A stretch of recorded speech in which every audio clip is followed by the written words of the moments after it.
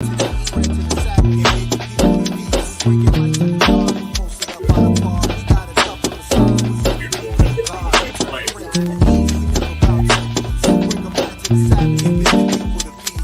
skin, black sauce, black Jesus, black music, black skin, black sauce, black Jesus, black music, black skin, black sauce, black Jesus, black music, black skin, black sauce, black Jesus, black music, black music, black music, black music, black music, black music. Hey, shalom, shalom, shalom. All praises to the Most High God, Yahweh. In the name of His Son, Yahweh Shai. We are the Anointed House of Saints. I'm Brother Judah. Brother Karatha. All right. And we got a class that I brought out years ago, all right, that we're going to bring out today, all right? So what I want y'all to do, when y'all come in the building, yeah.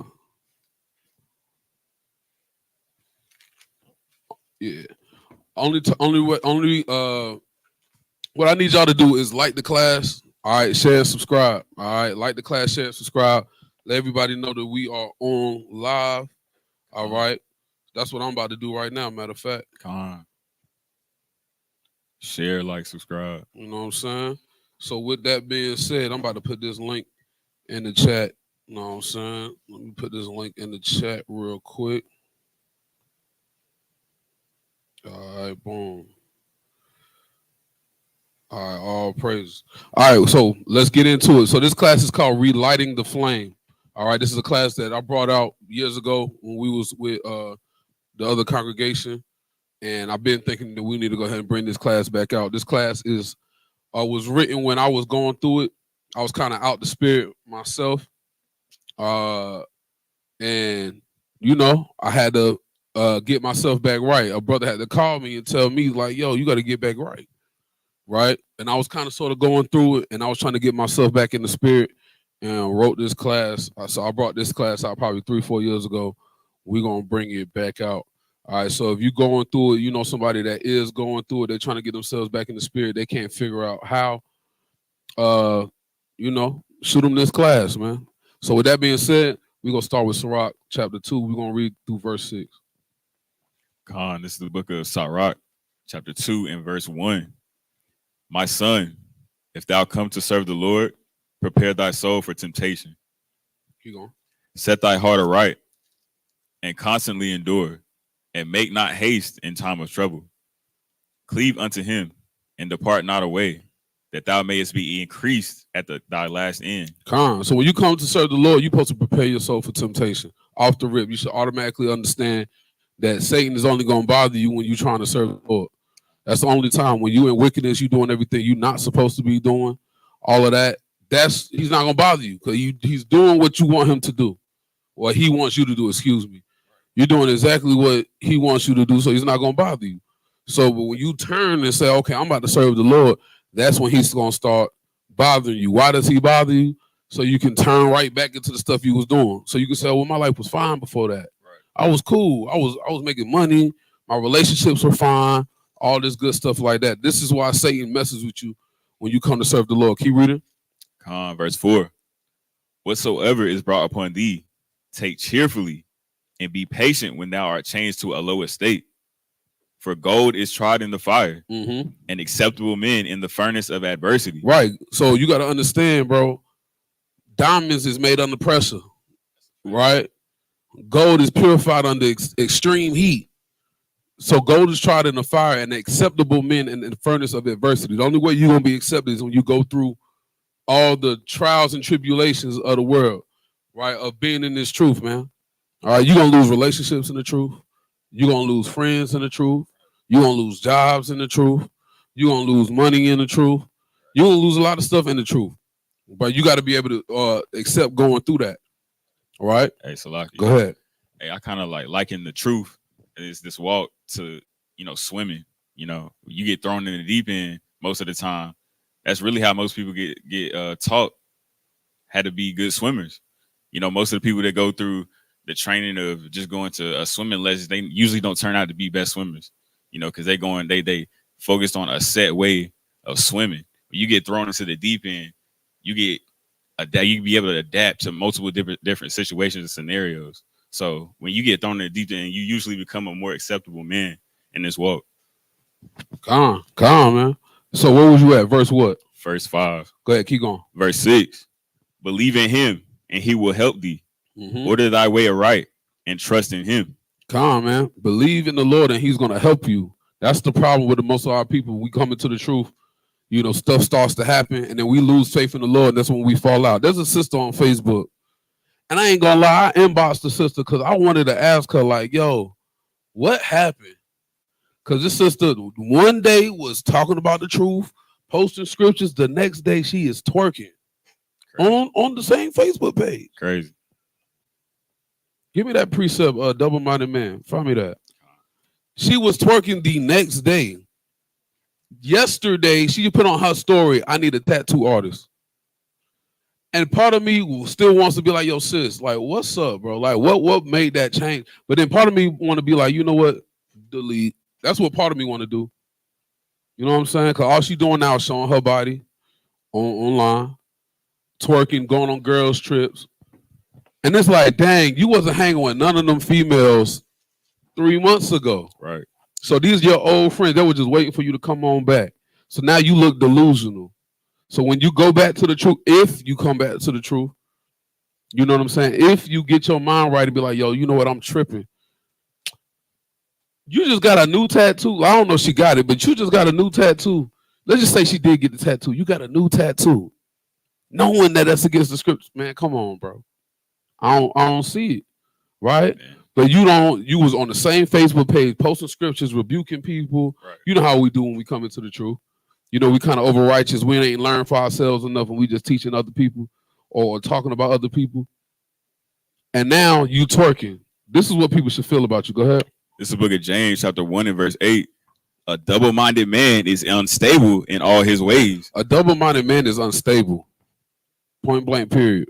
A double-minded man is unstable in all his ways. How you in the scriptures one day and twerking the next? That don't make any sense. It makes absolutely no sense. Right? But that's just because you didn't trust in the Lord. You didn't believe the Lord was going to help you. X, Y, and Z, so you can go back outside into the world. And a lot of times, when people leave the truth and go back into the world, they're more wicked than what they was in the beginning. I appreciate it. Go ahead, bring that out. This is a book of 2 Peter, chapter 2 and verse 21. For it had been better for them not to have known the way of righteousness than after they have known it to turn from the holy commandment delivered unto them. But it is happened unto them according to the true proverb, the dog is turned to his own vomit again, and the soul that was washed to her wallowing in the mire. That's it. I thought it was another precept I wanted. Come on, bring that out one more time. Come on, verse 20. 2 Peter chapter 2 and verse 21.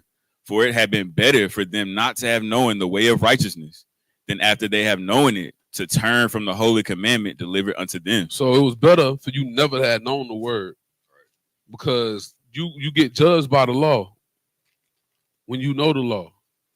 You see what I'm saying? And you're gonna get judged regardless. Let's not get it twisted. But it was better for you not even to know it than to hear the word and then turn back to the vomit that you was in the beginning, right? Let me see. Let me see if it's cool. Let's go to the next precept. So when you come to serve the Lord, you got to prepare your soul for temptation. Prepare your soul to get tried and tested. Right? Prepare your soul to lose friends, to lose family, to lose money. Prepare for that. You're supposed to know that off the rip. Right. When you come into this truth. This is one of the first things we should actually teach our people when they come into the truth. All right, you tell you coming into this truth, prepare your soul for temptation. Right? Give me Psalms 142, start at verse 1.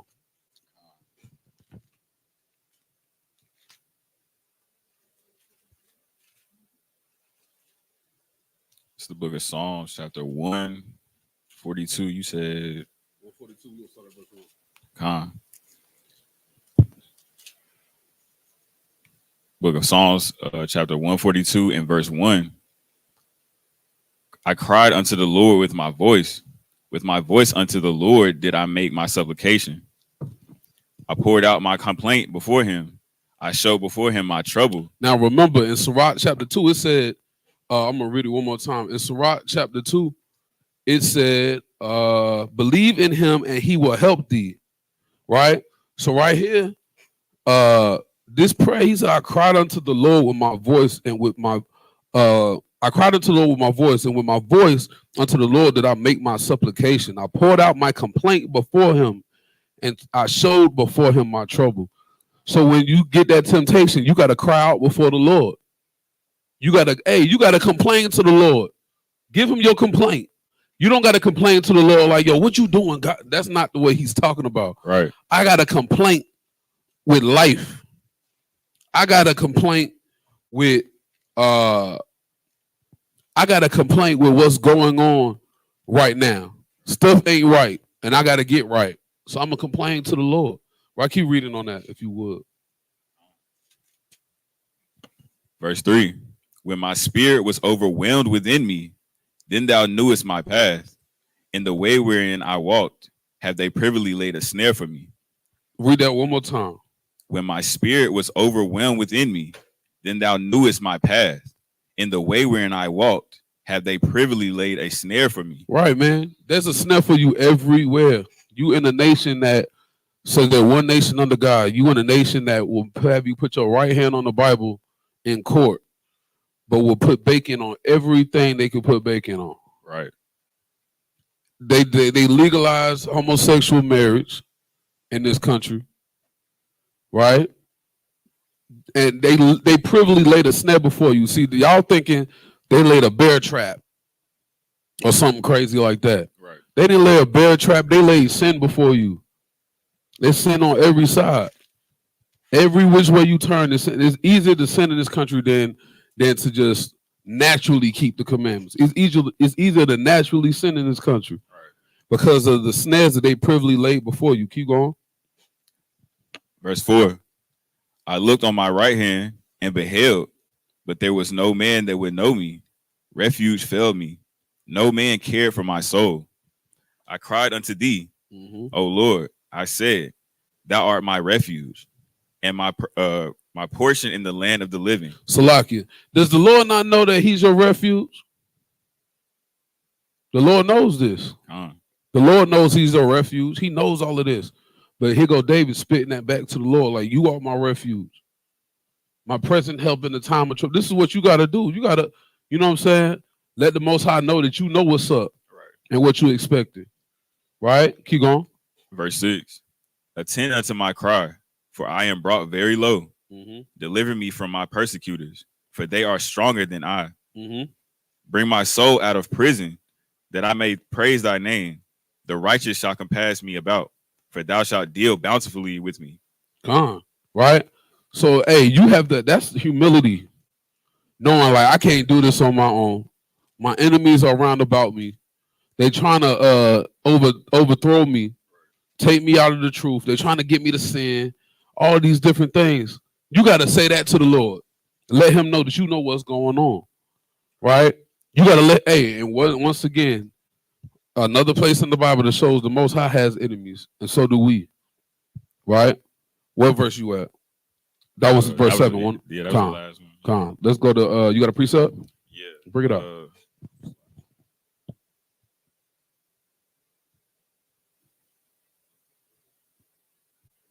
This is Psalm 51:17. The sacrifices of God are a broken spirit, a broken and a contrite heart, O God, that will not despise.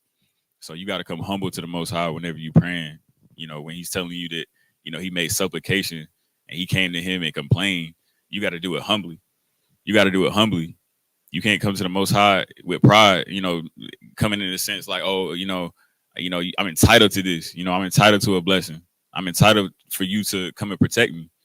You know, you got to come to him humble and make a sacrifice. You got to have a broken spirit and a contrite heart.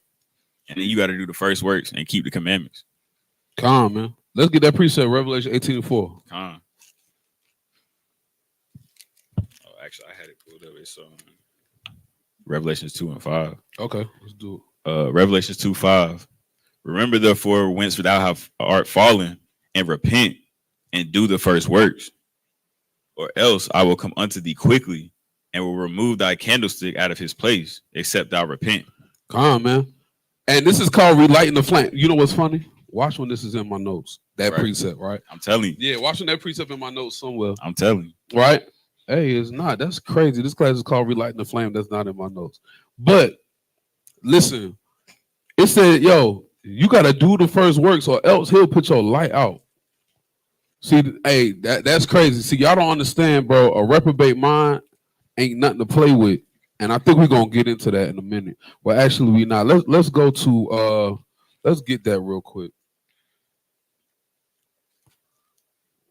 Let's get that real quick. Reprobate mind. Yeah, that's in Romans. Let's get Romans 11 and verse 8. Come on.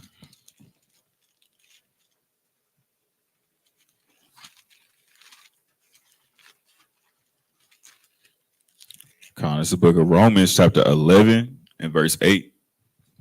According as it is written, God hath given them the spirit of slumber, eyes that they should not see, and ears that they should not hear unto this day. And David saith, let their table be a snare and a trap and a stumbling block and a recompense unto them. Let their eyes be darkened that they may not see, and bow down their back always. Hey, you know what's funny? In this Bible that I'm using, it says, but spiritual Israel is finding salvation. You can't find the word spiritual Israel in the Bible at all. They put that in there. That's crazy. Yo, they be making stuff up. That's crazy. Read that again, bro. This is the book of Romans, chapter 11 and verse 8. According as it is written, God hath given them the spirit of slumber, eyes that they should not see, and ears that they should not hear unto this day. Hey, man, eyes that they can't see and ears that they can't hear to this day. So when you get that reprobate mind, you can hear the truth and not understand it. You can hear the truth and scoff against it.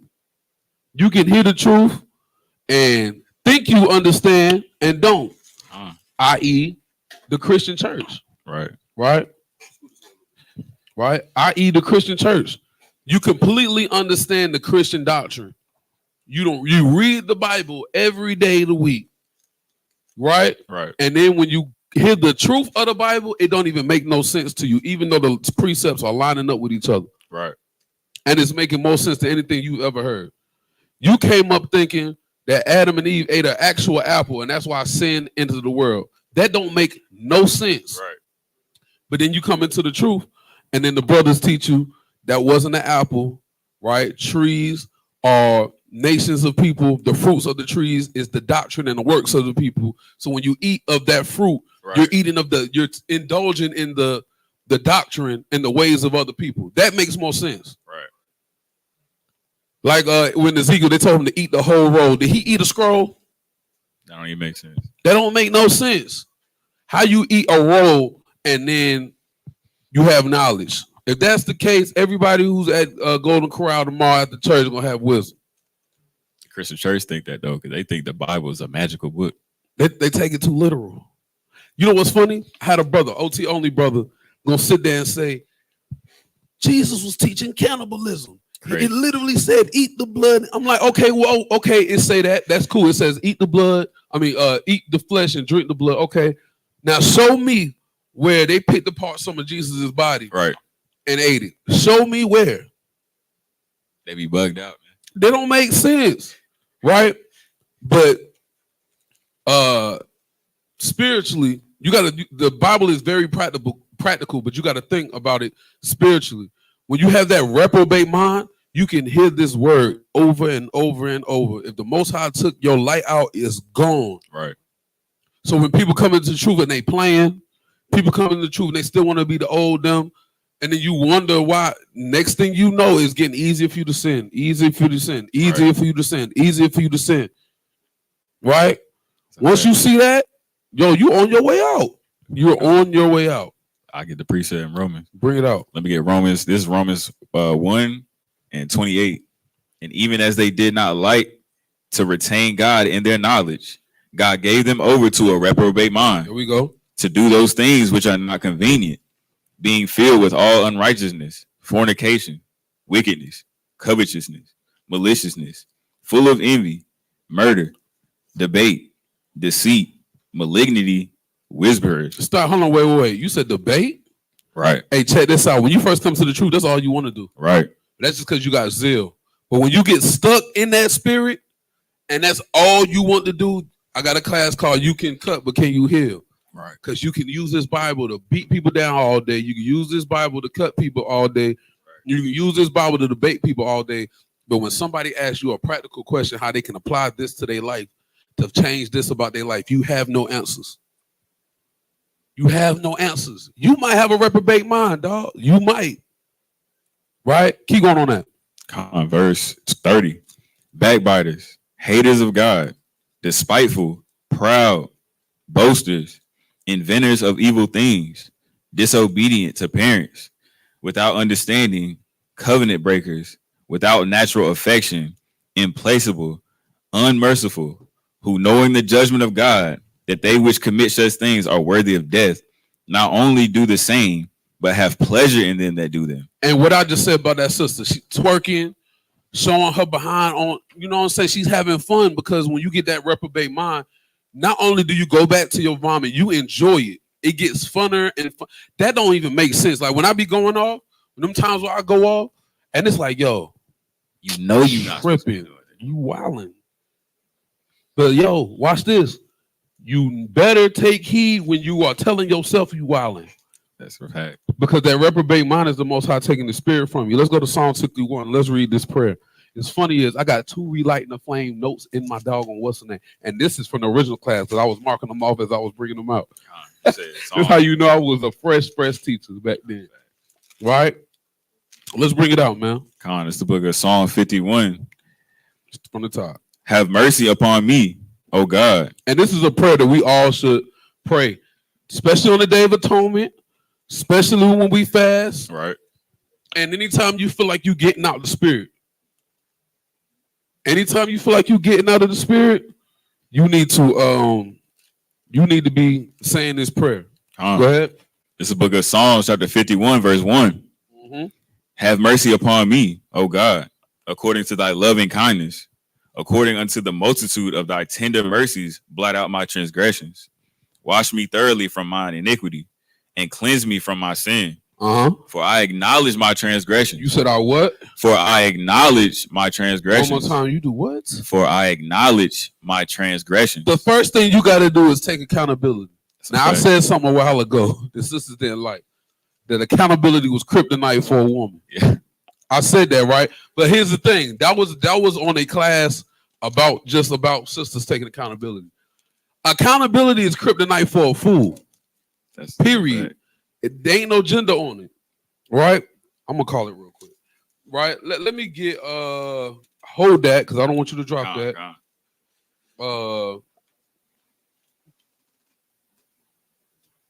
Let me see. Give me I'm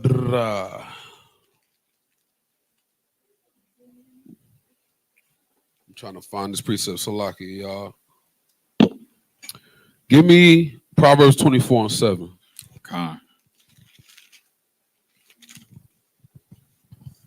It's the book of Proverbs, chapter 24 and verse 7. Wisdom is too high for a fool. He openeth not his mouth in the gate. He that deviseth to do evil shall be called a mischievous person. Now, wisdom is too high for a fool. But wisdom gives you correction. Right? I want you to stay where we at in Psalms, but I want to get this precept in Sirach real quick.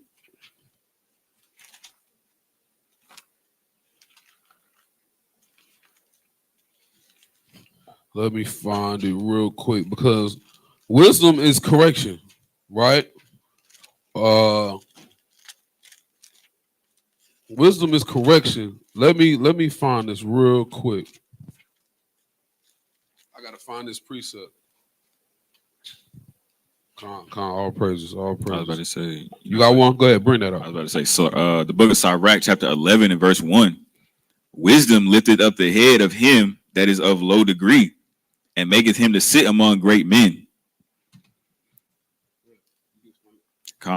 So, you don't want to. You want to remain and stick with wisdom. Wisdom is what's going to get you, to that higher state, both in spirit and in the physical. In the physical realm, when you have wisdom, you can get things done. A lot of brothers, they run into financial problems, and they run into problems with their rib. They run into problems with anything going on in their life, but they don't understand that if you would have just stuck with that wisdom for the time being, what I'm saying, you wouldn't have these problems. And that's what the Most High try to get us to understand every day. We was just talking about, sinning and doing things that we know we're not supposed to do, and your conscience telling you, your spirit telling you, you're not supposed to be doing that. You're not supposed to be doing that. And you already, can tell what the consequences are going to come with it. So you decide to put wisdom away for a time, and then you end up in a sticky situation. You stick with wisdom, what I'm saying? You could be where you want to be at, but we choose to, go and lean on our own understanding. And that causes us to fall, multiple times. A lot of brothers fall, to the same sins, to the same situations. What I'm saying? Can't make their rent. What I'm saying? They can't get a job. What I'm saying? Dealing with women, what I'm saying? They can't keep a wife. It's because you're not dealing with that wisdom. You're not keeping wisdom as your friend. You're not making wisdom your friend. You want to lean on your own understanding. So, hey, you know what? I got to get this precept, man. I got to get this precept.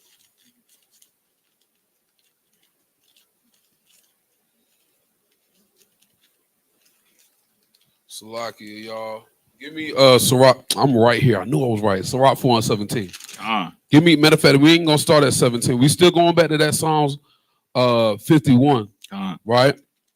But we gotta get this. Let's start at verse 11.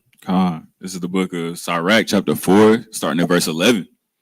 Wisdom exalteth her children, and layeth hold of them that seek her. He that loveth her, loveth life. So if you love wisdom, you love life. What's life? The laws. Right. Baruch 4 and 1. So if you love wisdom, wisdom is synonymous with the law. Right? So if you love wisdom, you love life. Go ahead. And they that seek to her early shall be filled with joy. He that holdeth her fast shall inherit glory. Because wisdom is the law. Right. And if you keep the law, you're going to inherit the kingdom. Right. Right? Go ahead. And wheresoever she entereth, the Lord will bless. They that serve her shall minister to the Holy One, and them that love her, the Lord doth love. Whoso giveth ear unto her shall judge the nations, and he that attendeth unto her shall dwell securely. So you're going to be secure in your life. Like he was saying, you can't pay the rent, you can't do this, you can't do that. Now, we all have those issues. Right. Right? But you're going to dwell securely. There ain't never a time when I'm late or my rent or money looking funny that I'll be like, yo, I'm about to be out of here. Nah. I'm about to get evicted. Like, never. Like, I already know there's something about to happen. You know what I mean? Something, man. I ain't expecting no money to fall out the sky, but I know something a way about to be made. Somebody gonna hit you like, yo, you still do this right here? Yo, I got 200 on that. If you da-da-da-da. Bad, because I needed that. Tell me. You know what I'm saying? Every time. You feel me? And brothers will tell you, brothers, who trying to get the Wi-Fi password? That's you? Somebody trying to get it. Oh, I shared it with somebody. Oh, shoot. I just gave it to him. It's all right. I'm about to delete them off of it in about 25 seconds. Right this class is over. Hey. Somebody from outside just got the Wi-Fi password. Hey, man, I hope they got done what they need to get done. Yeah, I hope so, because they got about 35, 45 minutes to get them off of there. All right. So with that, maybe they needed it. You know what I'm saying? But hey, man, you dwell securely when you stick with wisdom because you're going to stay in the law, right? So anytime, something going on, hey, the Most High said, aren't you better than the birds? Right. I feed the birds every day. Right. Freely. Ain't you better than them? Right. So you got to understand the Most High is going to help you if you stay in wisdom. Keep going, because that ain't even the point, but keep going. Verse 15. Whoso giveth ear unto her shall judge the nations, and he that attendeth unto her shall dwell securely. If a man commit himself unto her, he shall inherit her. So you're not gonna come into this truth and have all the answers. Nah. You're not gonna come into this truth having all the information, all the breakdowns, knowing all the scriptures. You that's why we always tell people teach yourself, learn for yourself, read the Bible for yourself, Right. then give it to somebody else. Because you might be confusing somebody or you might be offending the little ones by not knowing what you're talking about. That's a fact. So when you give yourself unto wisdom, right? It says, if a man commit himself unto her, he shall inherit her. You're going to get wisdom as a default. You commit yourself to learning the milk of the scriptures. You commit yourself to keeping the law, statutes, commandments. Right. Wisdom going to come. How many times have you read the Bible and you read something you've never read before, but because you've been studying, you automatically know, oh, that's that. That only thing that makes sense. And you might call somebody like, yo, y'all read this right here. This means that right there. Like, Right. And they be like, yeah, Con, that's what that is. Oh, shoot. Tell me. Every time, bro, I'm telling you. So you commit yourself to keeping the laws, you commit yourself to wisdom. Right. You're going to start receiving wisdom. You're going to start reading and stuff going to start coming to you. Right. Because the Bible does nothing but match up with itself. Keep going. And his generation shall hold her in possession. And your kids are going to have that wisdom. Right. They're going to hold it in possession, train up a child in the way that it should go. Con. And when he depart, or when he grow older, he will not depart from it. Right. Right? So you think Malak ain't going to be keeping these daggone commandments? He don't got a choice. Hey, look. He locked in. He locked in. He don't got a choice. Right? That's why I never gave him a so-called slave name. Right. I gave him a whole Hebrew name. Why? Because it's like, no, from your whole essence of your being is going to be this. Right. Right? So he can't depart from that. You see what I'm saying? Or most high willing. You know what I mean? When kids get older, they're gonna do what they do. But your job is to give the wisdom to your children, because the Bible says if you give them that wisdom, they're gonna keep it from generation to generation. Right? Keep going. Verse 17. I'm like, why would my son go and research what should have been his last name and then go take that? Why? It don't make sense. It don't make sense. It makes no sense. You know what? I'm about to be a Brown now. Oh, my bad, bro. Yeah, that wasn't even. I wasn't trying to give him that's not his last name, but he called himself Brown. But no, I wasn't trying to say my real last name. I just threw something out there. You know what I'm saying? Why would I be a Jones? Right. My last name is Yasha Allah, Prince of the Power with God. Hey, but I want to be a Smith. Well, if you don't get I'm telling you. You know what I'm saying? Like, I want to be a doggone, you feel me? Like, so when you give this wisdom to your children, they're going to keep it from generation after generation. Okay. Right? Keep going. Verse 17. For at the first she will walk with him by crooked ways and bring fear and dread upon him. That's the point. Yeah. Now, I want you to go back to, hold that. I want to just go back to where we was at in Psalms 51. We probably got to find it because it was verse 2. Verse 2? Yeah. No. Verse We was 4, at verse 4. Yeah, read that again. Verse 4. Against thee only have I sinned, and done this evil in thy sight, that thou mightest be justified when thou speakest, and be clear when thou judgest. Right. He said, against thee have I sinned. Verse 3, for I acknowledge my transgression and my sin is ever before me. Against thee only have I sinned. Right. And done evil in thy sight. Right. So he acknowledged his sin. That means he's still in the spirit. Right. People think when you go off, you just not in the spirit no more. No. We got to give me another precept. We're gonna hold the question to the end of the class. Put it in your phone. Put it in your phone. I got you. No, but put it in your phone just in case I don't. Just in case I don't. Right? Because we cooking right now. We cooking. Cooking, for sure. You know what I'm saying? I'm going all over the place. But give me the book of Proverbs 24:16. People think just because you go off one time, you are out the spirit. That's not how it works. That's not necessarily true. You might have been out the spirit. Okay, you might have been out the spirit in that moment. Right. But does that mean the Lord took his spirit from you just because you went off? No. Let's read that. This is Proverbs 24 and 17. 16. For a just man falleth 7 times and riseth up again, but the wicked shall fall into mischief. Now, let's just go to the blue letter real quick. Right? Let's just go to the blue letter real quick. Because it said a just man falls 7 times. Right. A just man falls 7 times, right? So let's go to the blue letter. Right? Let's just see what that word just means. We need to look that up. I got a precept too. Come on. Let's just look it up real quick. Are you getting that on the blue letter, Brian? You don't have to for real. I would just ask. If you want to, you can. Just make sure you blow it up so they can see it. All right. We this class, man, we learning today. Proverbs 24:16.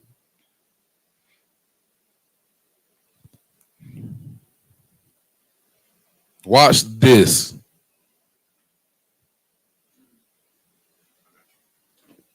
Watch this. It says a just man falls 7 times. Right? So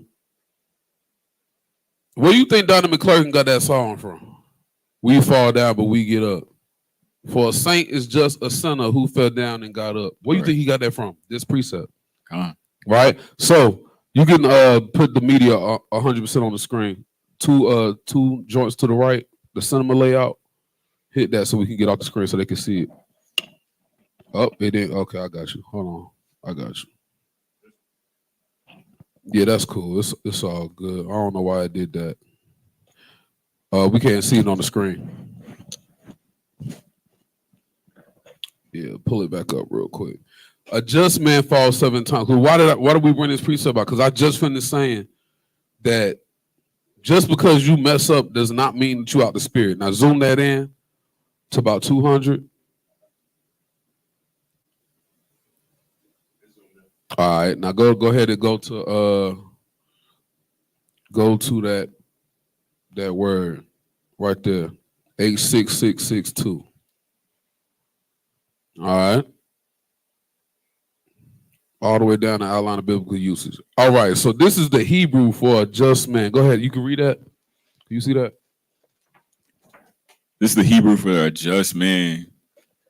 It says just, lawful, righteous.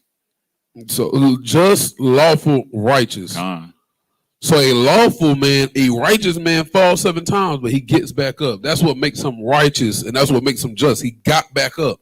Right. If you stay down, you wicked. If you stay there, you wicked. Right.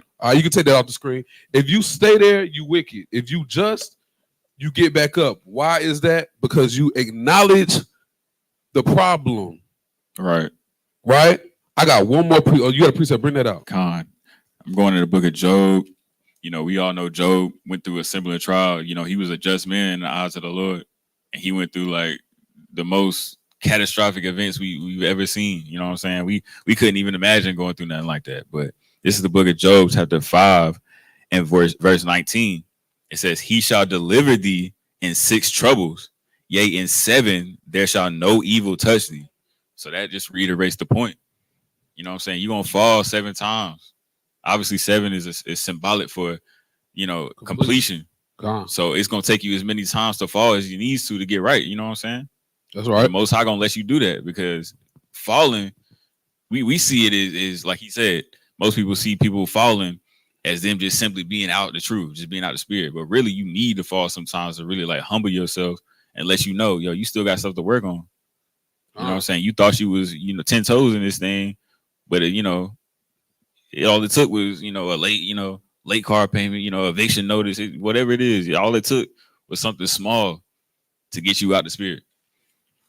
Right. So let's go back to Psalms 51. All right. And let's go to verse. We're going to go to verse 5. This is a book of Psalms. Now let's read verse 4 again. This is a book of Psalms, chapter 51 and verse 4. Against thee only have I sinned and done this evil in thy sight, that thou mightest be justified when thou speakest, and be clear when thou judgest. So, the Most High is clear and he's justified when you go against the law. Right. Because for every law, there's a punishment. Sure. If you look in the law, for every law you break, there is a punishment that coincides with that. Right? So the Most High, David is asking the Lord for forgiveness. Right. Right? And to wash him from these things. Keep going though. Verse 5. Behold, I was shapen in iniquity, and in sin did my mother conceive me. Behold, thou desirest truth in the inward parts, and in the hidden part thou shalt make me to know what wisdom. Purge me with hyssop, and I shall be clean. Wash me, and I shall be whiter than snow. Make me to hear joy and gladness, that the bones which thou hast broken may rejoice. Hide thy face from my sins, and blot out all mine iniquities. Hey, hide my face from my sins and blot out all my iniquities. That's bro. That's why you said purge me with hyssop. Knock will tell you, right? Hyssop is oregano. Right.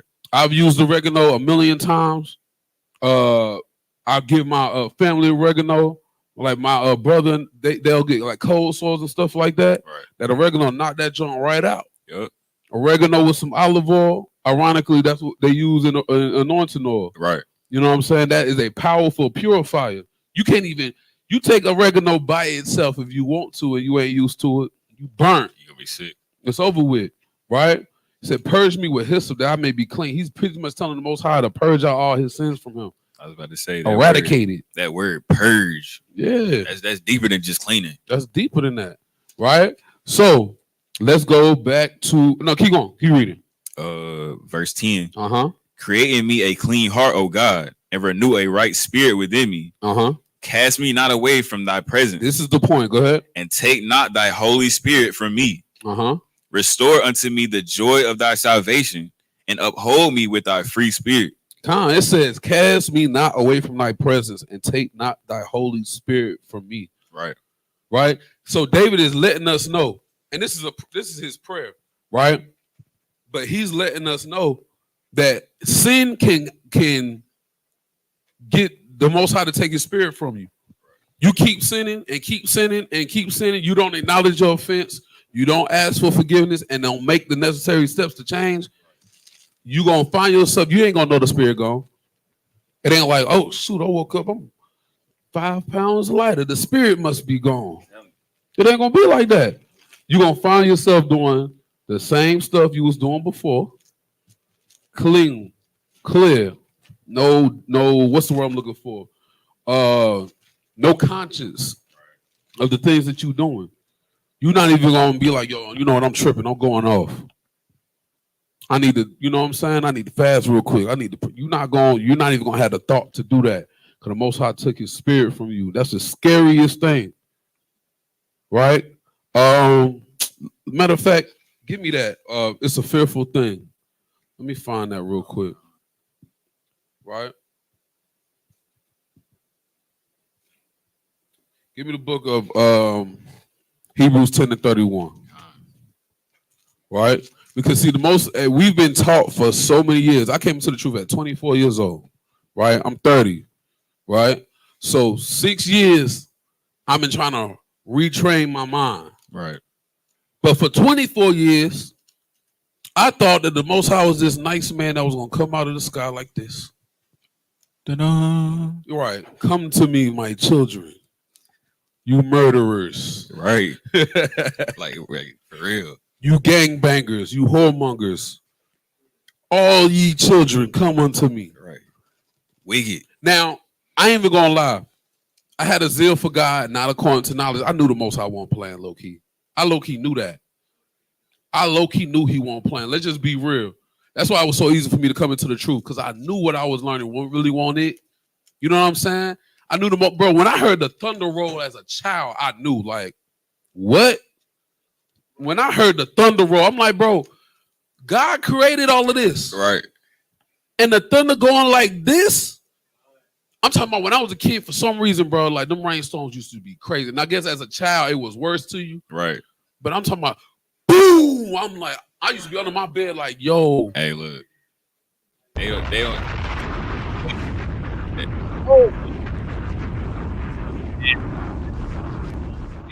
2-3 years, but they sit here talking about the Most High loves everybody. He loves everybody, but he got 600 plus people sitting here underwater dead. That don't make sense. Like, that don't make no sense. Make it make sense for real. That don't make sense. I had a zeal of God, not according to knowledge, so I kind of knew he wasn't playing because I seen everything that was around me. There's no way God playing. And I had a low-key conscience. I think the Most High was kind of prepping me for what he was going to give me later in life. That's a fact. You know what I'm saying? That's a fact. This is the reason we're bringing out this precept, because David understands what's up with the Most High. That's why he's saying all the stuff he's saying. Right? Read that precept. Con, it's the book of Hebrews chapter 10 to 31. It is a fearful thing to fall into the hands of the living God. It's a fearful thing to fall into the hands of the Lord, man.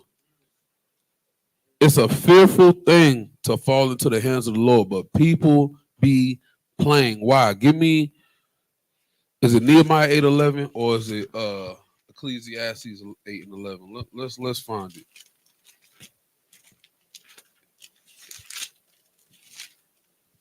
Yeah, Ecclesiastes 8:11. Right? So when you come into this truth, right? I'm gonna keep it 100. I'm gonna keep it 100. I came into the truth. I realized Israelites like to party. That's a fact. Israelites like to party. So while you thinking it's gonna be discipline, you thinking it's gonna be this, it's gonna be that. Nah. Israelites like to party. So I had to get into the mindset of, you know what? I ain't doing that no more. That drinking, how you gonna come out of the world? They tell you smoking weed is a sin. Right. But then now we all getting drunk. No. That don't make sense. That's okay. That don't make sense. No, how about try both? Or drink in moderation since it's lawful. You see what I'm saying? Hey. We drop the weed and then we become drunks. Hey. A lot of brothers cut up. Bro. We can't do that, bro. We can't do that. And as your wisdom increases and that conscience get on you, bro, you start to be like, you know what? Nah, I'm good. That's a fact. I'm all right on that. No, I'm about to slow down on that. It's real. You know what I'm saying? I'm feeling all right. I'm gonna put the cup down. Right. You know what I'm saying? Because some people can't handle it. Some people gotta let stuff go. You can't handle certain things, let it go. Right. Right? But you know, this country, this world teaches us, you know, like you said, you know, God bless America because we ain't getting smacked with tsunamis and earthquakes like that, but we are now. Exactly. Because it ain't happened yet. It ain't happened yet. And then our mindset gets to this. Read. It's the book of Ecclesiastes chapter 8 and verse 11. Because sentence against an evil work is not executed speedily. Therefore, the heart of the sons of men is fully set in them to do evil. So because you ain't getting judged right then and there. Right. You like, yo, I'm good. That's the beginning of a reprobate mind right there. That's how you get caught. You know what I'm saying? Yeah, I come into the truth. I'm dealing with this chick. You know what I'm saying? And I go over there, do my thing with shorty. And, you know, I don't catch an STD the first time. Oh, I'm good. You see what I'm saying? Right. I don't, whatever can come of it. You know, children are beautiful, so I ain't going to say that's a bad thing. You know what I mean? But she a damn demon. Right. She ain't turned into a demon yet. Oh, I'm good. You know what I'm saying? Because since it's against an evil work is not executed speedily, you think you straight. Right. That is the devil playing with you. He is playing you to think you good. Just to get destroyed. Just so you can get destroyed. That is like the first step. You do some sin, nothing happens. That's a fact.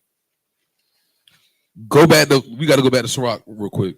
Go back to Sirach 4. I know I'm going all over the place, but this is part of relighting the flame. Acknowledging your offense. Acknowledging where you falling off at. Acknowledging I ain't been studying like that. Acknowledging, you know, I don't come to the school. Acknowledging I don't go to camp. Right. Acknowledging I don't be wearing my fringes like I'm supposed to. You know what I mean? Acknowledging I got a weakness for the girls. Be real with acknowledge all of that. Be real with yourself. You feel me, bro? I had to acknowledge that myself, bro. You know, Big Judah got a mouthpiece on. You know, I can talk with the best song. You feel me? But I had to realize, like, sometimes, for real, I had to realize sometimes, sometimes I got to play the back. When it comes to dealing with sisters, like, yo, you know what? Y'all already know. Who are the camera? Y'all already know I don't be talking to y'all like that. So I ain't even talking about y'all. I don't even be playing like that. But you know what I'm saying? Like, you know, like you got to understand, like, yo, I can't be the charismatic brother all the time. I can't be that. You got to learn when to chill out. For real. Because even people will take your personality the wrong way. Oh, man. You know what I'm saying? So let's go back to Sirach. We're going to go to 14. Let's go to 4 and 17. Once again. This book of Sirach, chapter 4, verse 17. For at the first she will walk with him by crooked ways. So when sentence against an evil work is not executed speedily, it's because at first wisdom walks with you by your crooked way. And go ahead. And bring fear and dread upon him. That's when you still in the spirit. You like, yo, the Most High gonna kill me. I'm tripping. When I first came into the truth, I ain't had no fringes. I ain't know how to sew. I ain't know how to do none of that. Man, I went and bought me a sewing machine. Messed it up, put my first pair of fringes on, and wore that shirt every day because I thought the Most High was going to kill me. I ain't lying. Every day. That sewing machine has not been used since. It's in my shed right now. In pieces. Hey, I got that. I got them doggone fringes on that joint though. Yeah, bet you did. You hear me? Had to. I paid probably $20-something for the fringes, $70-something for that sewing machine for a $5 shirt from Five and Below, and that so it cost that was $100 pair of fringes. I don't care. I thought the Most High was gonna kill me because at first wisdom's gonna walk with you by crooked way and bring that dread and torment. Right. Why you think I got in the camp, bro? I thought the Most High was gonna kill me for not spreading His word. Because you're not supposed to, the parable of the talents, you're not supposed to, bury your talents under the ground. You're not supposed to sit on your hands. You're supposed to learn this and then get out here and feed the sheep. That's what you're supposed to do. Right. That's what Yahushua told the disciples. Right.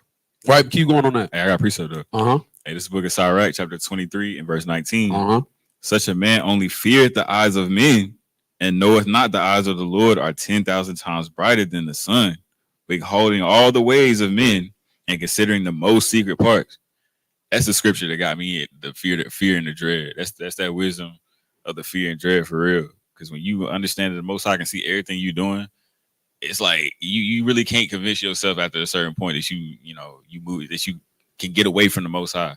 You know what I'm saying? People be trying to move like Jonah. You can't even do that. The Most High see everything.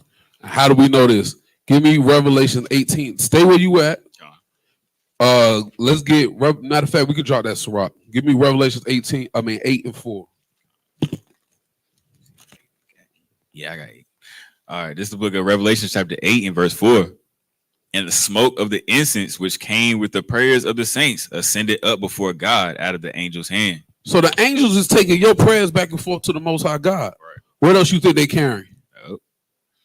What you think God up there with 1,000 eyes and He can see everything in it? That's not even practical. I used to be like, yo, how? They say He's omnipresent. So they say He's everywhere at once. Yeah, the Spirit of the Lord is everywhere at once. You know why? Because His angels is everywhere. That's a fact. Right? Matter of fact, we did this at the Airbnb. We talked about the Hebrew names and what they mean, right? Watch this. All right. I'm going to get this same precept in the Blue Letter Bible. Pull that same precept up, Brown. Revelations 8 and 4. Right? And we kind of moving in the spirit, man, because we got a new brother in here. He need to learn this. A fairly new sister in here. You know what I mean? So with that being said, and the children, we gotta understand like the seriousness. We be playing for real. Like the Most High really ain't playing. And like I said, I knew the Most High wasn't playing. Yeah, like I knew the Most High wasn't playing for real. But then when I read these scriptures and got taught, I realized like how serious it really was. So the level of not playing that I thought the Lord was on was different than what I thought it originally. Bro, it was like 10 times more, right? So let's get Revelation 8 and 4. And let's look up the word angel.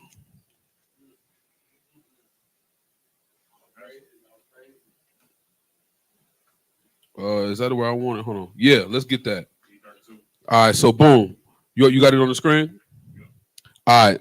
Blow that up a little bit if you can for the people. Let's blow it up a little bit for the people. There we go. The outline of biblical uses: a messenger, envoy, one who is sent, an angel, a messenger from God.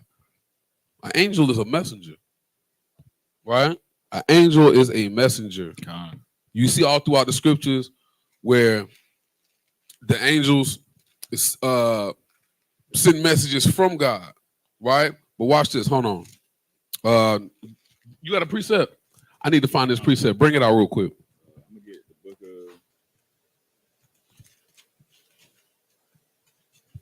This is the book of Ecclesiastes, chapter 10 and 20. This kind of goes along, with the way the Most High, he hear everything, he see everything you do. This is the book of Ecclesiastes, chapter 10 and verse 20.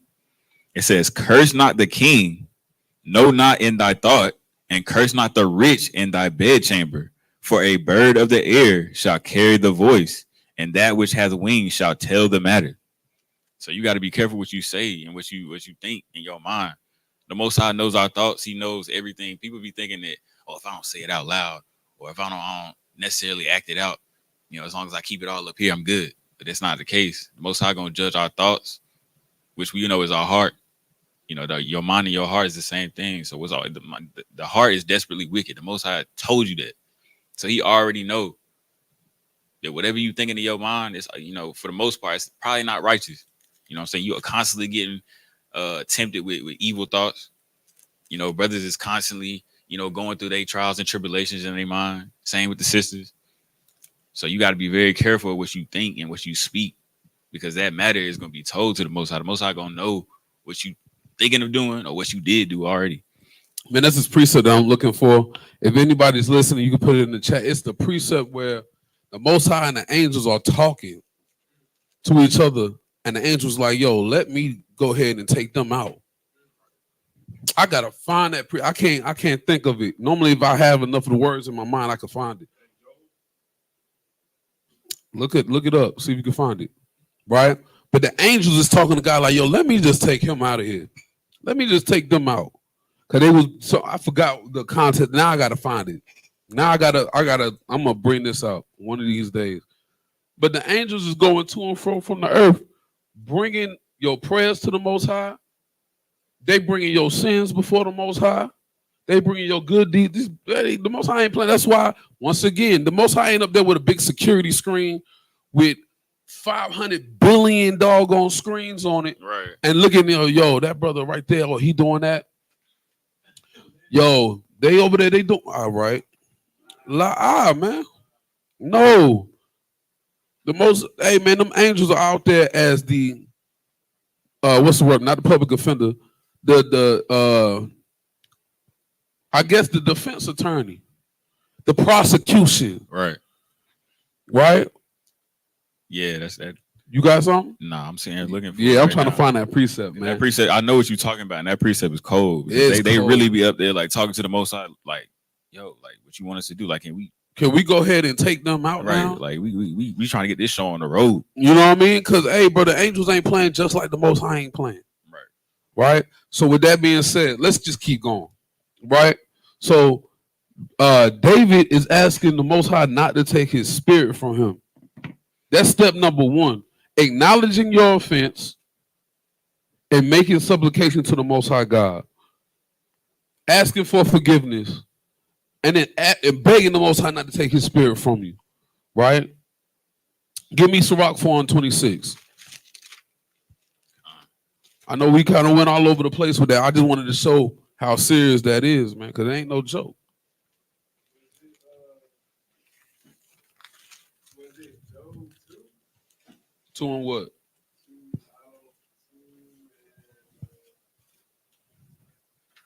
2 and 2 or 2 and what? I doubt it, but I'm gonna look.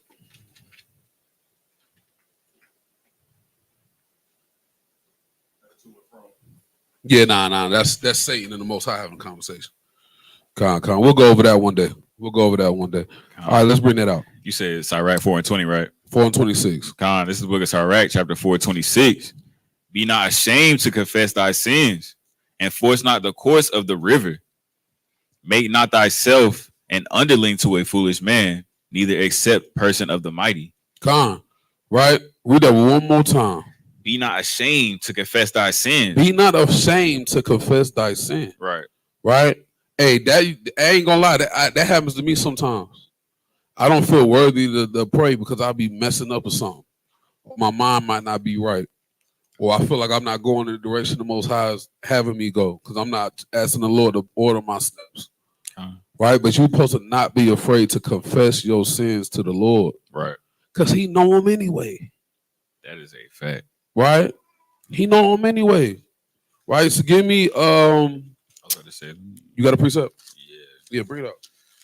This book of James, chapter 5 and verse 16. Confess your faults one to another and pray one for another that ye may be healed.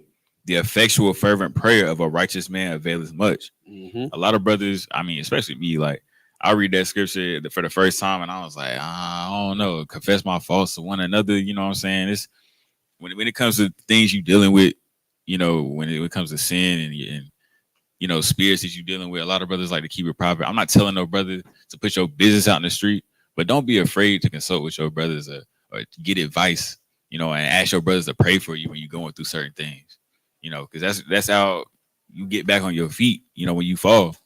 That's right. That's right. All right, give me let's see if we brought this precept out already. I'm going off of 2 pages of notes because I got a lot on this. Right.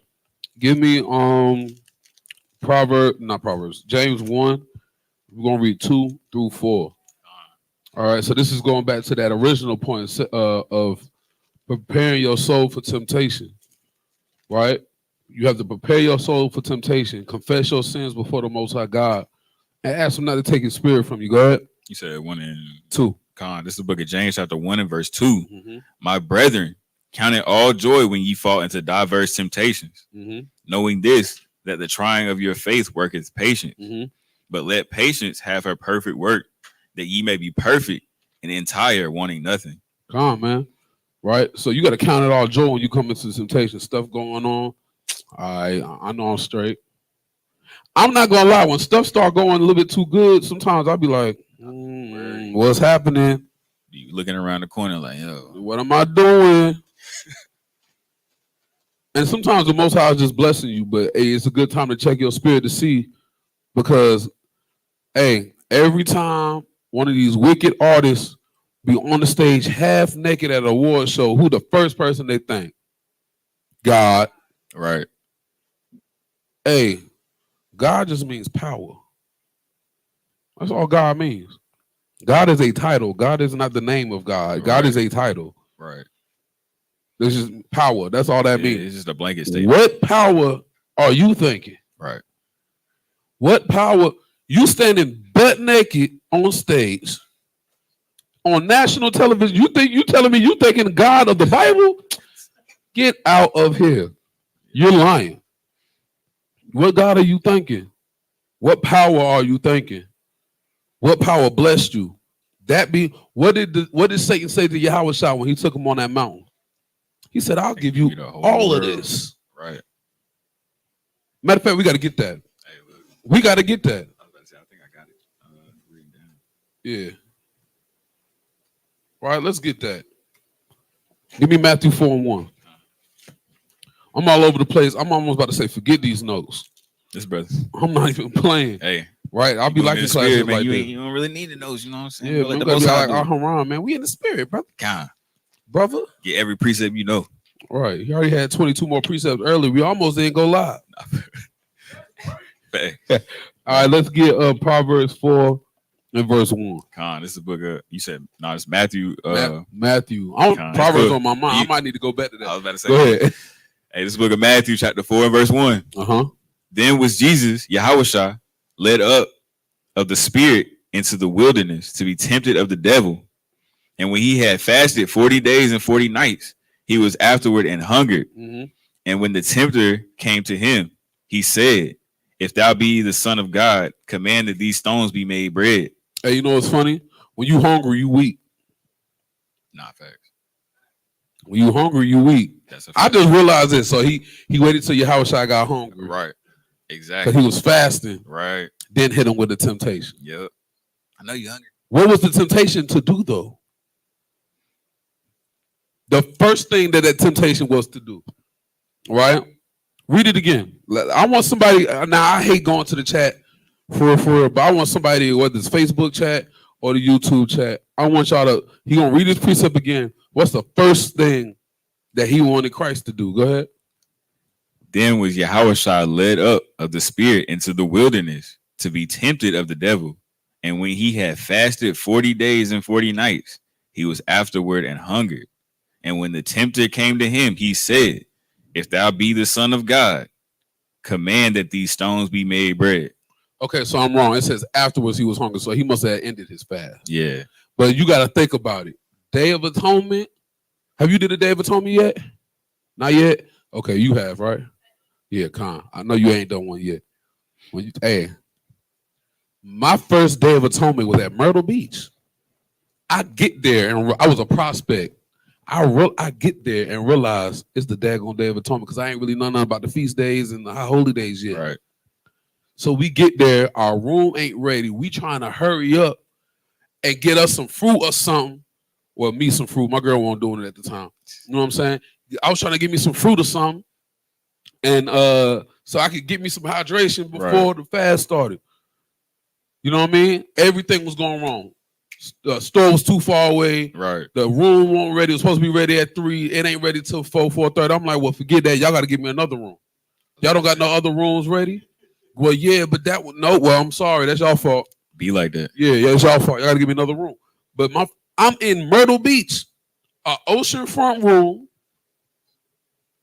and I'm only here for 3 days. That whole day gone. That's fine though. Right. That's cool. But that was a temptation. Like, I got to stay in this room the whole time. Now, mind you, no, I did know it was Day of Atonement, but I already booked the room and the vacation and all of that. Right. So we was traveling up there the day before the day of when the sun was about to go down. Right. And so I done brought my worst clothes as my sackcloth.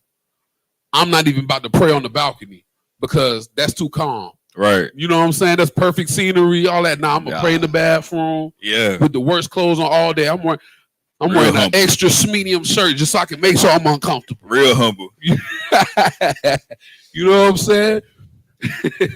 But temptations will come when you're trying to serve the Lord, right? So Yahushua gets tempted of the devil, and he says, yo, if you the Son of God, command that these stones be made bread, all right? Right. Verse 4. But he answered and said, it is written, man shall not live by bread alone, but by every word that proceedeth out of the mouth of God.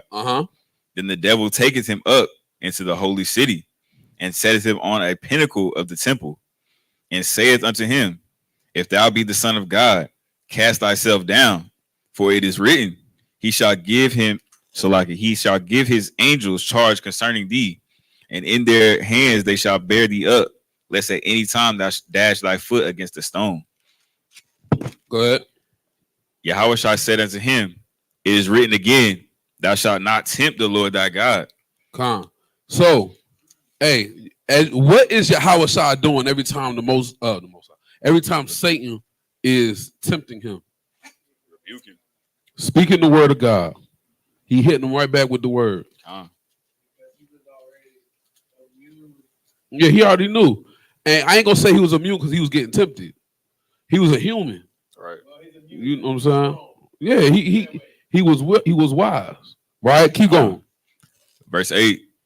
Again, the devil taketh him up into an exceeding high mountain, and showeth him all the kingdoms of the world and the glory of them, and saith unto him, all these things will I give thee if thou wilt fall down and worship me.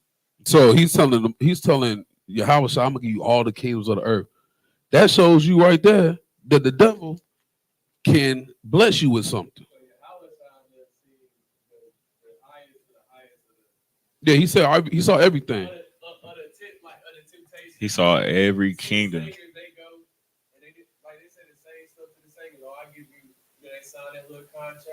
So Christ has already been through what? To an extent. We're not gonna go too deep on it. It's just pretty much he's telling Christ, I can make you ruler of all these things. But here's the thing. Right. Christ is the Son of God. He inherited the earth. Right. There's nothing you can show Christ that he not gonna already have. That's like somebody taking you to my house and say, yo, Judah, I'm gonna give you all the cars in the parking lot. I mean the driveway. This house, the bed, your son. Don't make I'm gonna be like, bro, if you don't get up out of here, right. I already own this. This is mine. What are you talking about? How you gonna give me something that belongs to me? Yo, but this is what the devil was doing. That's what I'm saying. But that's showing us that the devil can bless you with something. So once again, you butt naked on stage at the BET Awards. What God are you thinking? What God are you thinking? But let's get back on track. Nah, but Go ahead. it's like you got to think of like how confident the devil is at coming at people. You know what I'm saying? Because he went up to Yahushua and was like, "Yo, I'll offer you everything." He know already that this man is supposed to be inheriting all the kingdoms of the earth anyway. He know that, but he went up there anyway and said, "Yo, I'm gonna try." That's why people got to understand, yo, it don't matter like how mighty you think you are. You know what I'm saying? You gonna get tried. That's right. And he gonna find he know everything about you. These spirits are familiar. They know everything about you. So it ain't nothing they can't do. I'm so glad that we went this route. Give me Psalms 73. Psalm 73. But here's the next thing that happens to you. Now we still talking about relighting the flame. But we have to, in order for you to relight the flame, you trying to figure out why I'm going off, why this happening, why that happened. I'm not in the spirit like that no more. I'm not in the spirit of reading. I'm not in the spirit of fasting and praying. I'm not in the spirit of doing the work. I'm not in the spirit of writing a class. You know what I'm saying? You got to understand where it's coming from. Right. And all the factors that can lead you into feeling like you out the spirit. Right? So let's get Psalm 73. We're going to start at verse 3. This is the book of Psalms 73 and verse 3. For I was envious at the foolish when I saw the prosperity of the wicked. Mm-hmm. For there are no bands in their death, but their strength is firm. Hey, man, you see the drug dealers out here drug dealing. Yep. You see the pimps out here pimping out. They're still doing that in Nevada. You know what I'm saying? Yep. You see anything that's the scammers out here. There was this dude, he just did a song. He had money from his knees to the top of his head stacked up. Scamming. He was talking about, he was like, bro, if you give me your bank account of information, you will never see it again. Like, you know what I'm saying? Bro, them scammers be making bread. They do. You be seeing them out here, you working hard. Right. You know what I'm saying? Like you do manual labor, correct? I'm telling you. You do you work at UPS, you do manual labor, but you seeing somebody in a SRT Hellcat or they're gonna charge a demon. Barely lifted a finger. And they ain't lifting the finger. You know what I'm saying? They ain't did no. Now here's the thing. I don't work at no warehouse, but I work for everything I got. Right. And it be like, dang, bro, like these dudes really living like that don't even make sense. Like they eating. You feel me? You living in the house, you ain't even doing it. You stealing from people. You living like that, ain't nothing happening to you. Read it again. Psalm 73, start at verse 3. Psalm 73 and verse 3. Uh-huh. For I was envious at the foolish when I saw the prosperity of the wicked. Go ahead. For there are no bands in their death, but their strength is firm. Go ahead. They are not in trouble as other men. They are not what? They are not in trouble as other men. So let me go out here and do that. Right. The first time I'm in jail. Yep. The first time I'm done for. That's a fact. Go ahead. Keep going. It said they're not in trouble as other men. Neither are they plagued like other men. Neither are they going through because right. When the Lord is dealing with you, you're gonna get judged for the stuff you're doing. Straight up. So once again, preparing your soul for temptation, preparing your soul for the judgment of the Lord when he's dealing with you. Because at the end of the day, if the Most High is not dealing with you, bro, he'll let you sin and not even have a thought. Right? So they're not plagued like other men. Read on. Verse 8. 6. 6. Therefore, pride compasseth them about as a chain. So now they wearing pride on their neck, figuratively speaking. Right. You can see the pride on their face. Literally. When they get out the car and they, you know what I'm saying, you can see how they walk. Like old dude, we was doing that catering event. He at that pajama party. He came to the joint. Right. Rings on every finger, big Cuban chain, wad of cash in his doggone robe pocket. If you would have caught me 6 years ago, swear, walking around like that, you'd have caught me 6 years ago with bro. Yo. I'm serious, bro. Like, listen, not 6 years ago. Not 6 years ago. I was past that. 8 years ago, with the people I was running with, look, finished. We would have caught you by yourself somewhere. Hey, look, all I'm gonna say is pride goes before destruction, and a haughty spirit before a fall. Oh my goodness. he would have been banless. He would have been banless. Because we needed that. Right. For 8 years ago, yeah, I needed that. You got to come off of that. Because why you coming out the crib like that? Who you trying to impress other than the women that's in the building? We know. And you know what? Now I be happy for brothers who got it. But the way he got it, and it's this precept, right? So you see, you got all the jewelry, you feel me? You got all the cars, you got, you know what I'm saying, the bands, and you showing that stuff off. 8 years ago, that would have been gone. You know what I mean? And if it wasn't you, it would have been somebody else. And it would have been somebody, and it still may be somebody else. I'm about to say he still got a chance. Because it's a fearful thing to fall in the hands of the Lord. Satan works for the Lord. I'm not saying the Most High puts it on nobody's spirit to go rob anybody. Right. But Satan will. Oh, for sure. Satan will, and Satan is the number one worker of the Lord. Take with that what you will. For sure. Now keep going. Violence covereth them as a garment. Say that again. Violence covereth them as a garment. Violence covers them as a garment. Read. Their eyes stand out with fatness. Mm-hmm. They have more than heart could wish. They are corrupt and speak wickedly concerning oppression. They speak lawfully. Hey, this is Esau, man. Right? This is a scripture about Esau right here. He was like, yo, they speak wickedly concerning oppression. Right. This is Lil Wayne. When they asked about who was it, George Floyd or all the people getting killed, he was like, that's none of my business. They don't got nothing to do with me. He really was on that. You know how disappointing that was for Wayne to say that? Yeah. Yeah. And look, That's right. Yeah, when he was 13. Come on, man. Shut up, Bob. Nah, but OJ was the same way. He said he's like, yo, I ain't black, I'm OJ. Okay. That's real. And you know, I just said, okay, I'm not trying to play a pun on that Jay-Z song, but okay. You ain't even OJ no more. Right. I ain't gonna say what was in my mind. Yeah, you stupid. You ain't OJ, you OV, over with. Nah, but I got a precept though. Go ahead. This is the book of Jeremiah, chapter 12 and verse 1. This is really this the question that a lot of brothers be asking, a lot of sisters in the world, be asking. But when they come into the truth, they realize they get the answer.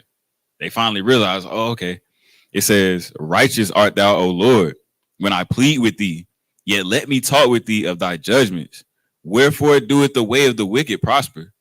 Wherefore are they happy that deal very treacherously? So he's asking, he's like, yo, why are these people living better than us, even though they're the most wicked people on the earth? You know what I'm saying? They deal treacherously, but yeah, you got them living, they happier than us. They having a grand old time out here. Mm-hmm. But we down bad, and we the ones that's, striving the most to live righteous. Hey, and this is why it said count it all joy when you fall into diverse temptations. Right. Because that when you sit there and think about it, it's like, yo, man, bro, I'm gonna be real with you. Making money illegally in today's time is easier than it's ever been. For sure. Because back when I was, you know what I'm saying, the old dudes would tell you, these niggas putting their weed online. Yeah, they stupid. They tripping. But if I needed to run it up real quick, it's too easy these days. It is, for but sure. you struggling and you see, I have to remember that precept. Because when I'm struggling and I see people living, that's cool. And it's gonna tell you why in Psalm 73. I'm gonna hold that. Let's keep going in Psalm 73. It's gonna tell you why. So we at verse 9. Let's read that. Verse 9.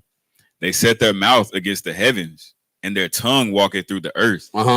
Therefore his people return hither, and waters of a full cup are wrung out of them. Matter of fact, let's go back to Ecclesiastes 8 and 11. I'm gonna tell you why I be cool when I be seeing people living and they doing wrong and I'm doing right, and I might not be in the same place. I'm gonna tell you why it's cool. I'm gonna tell you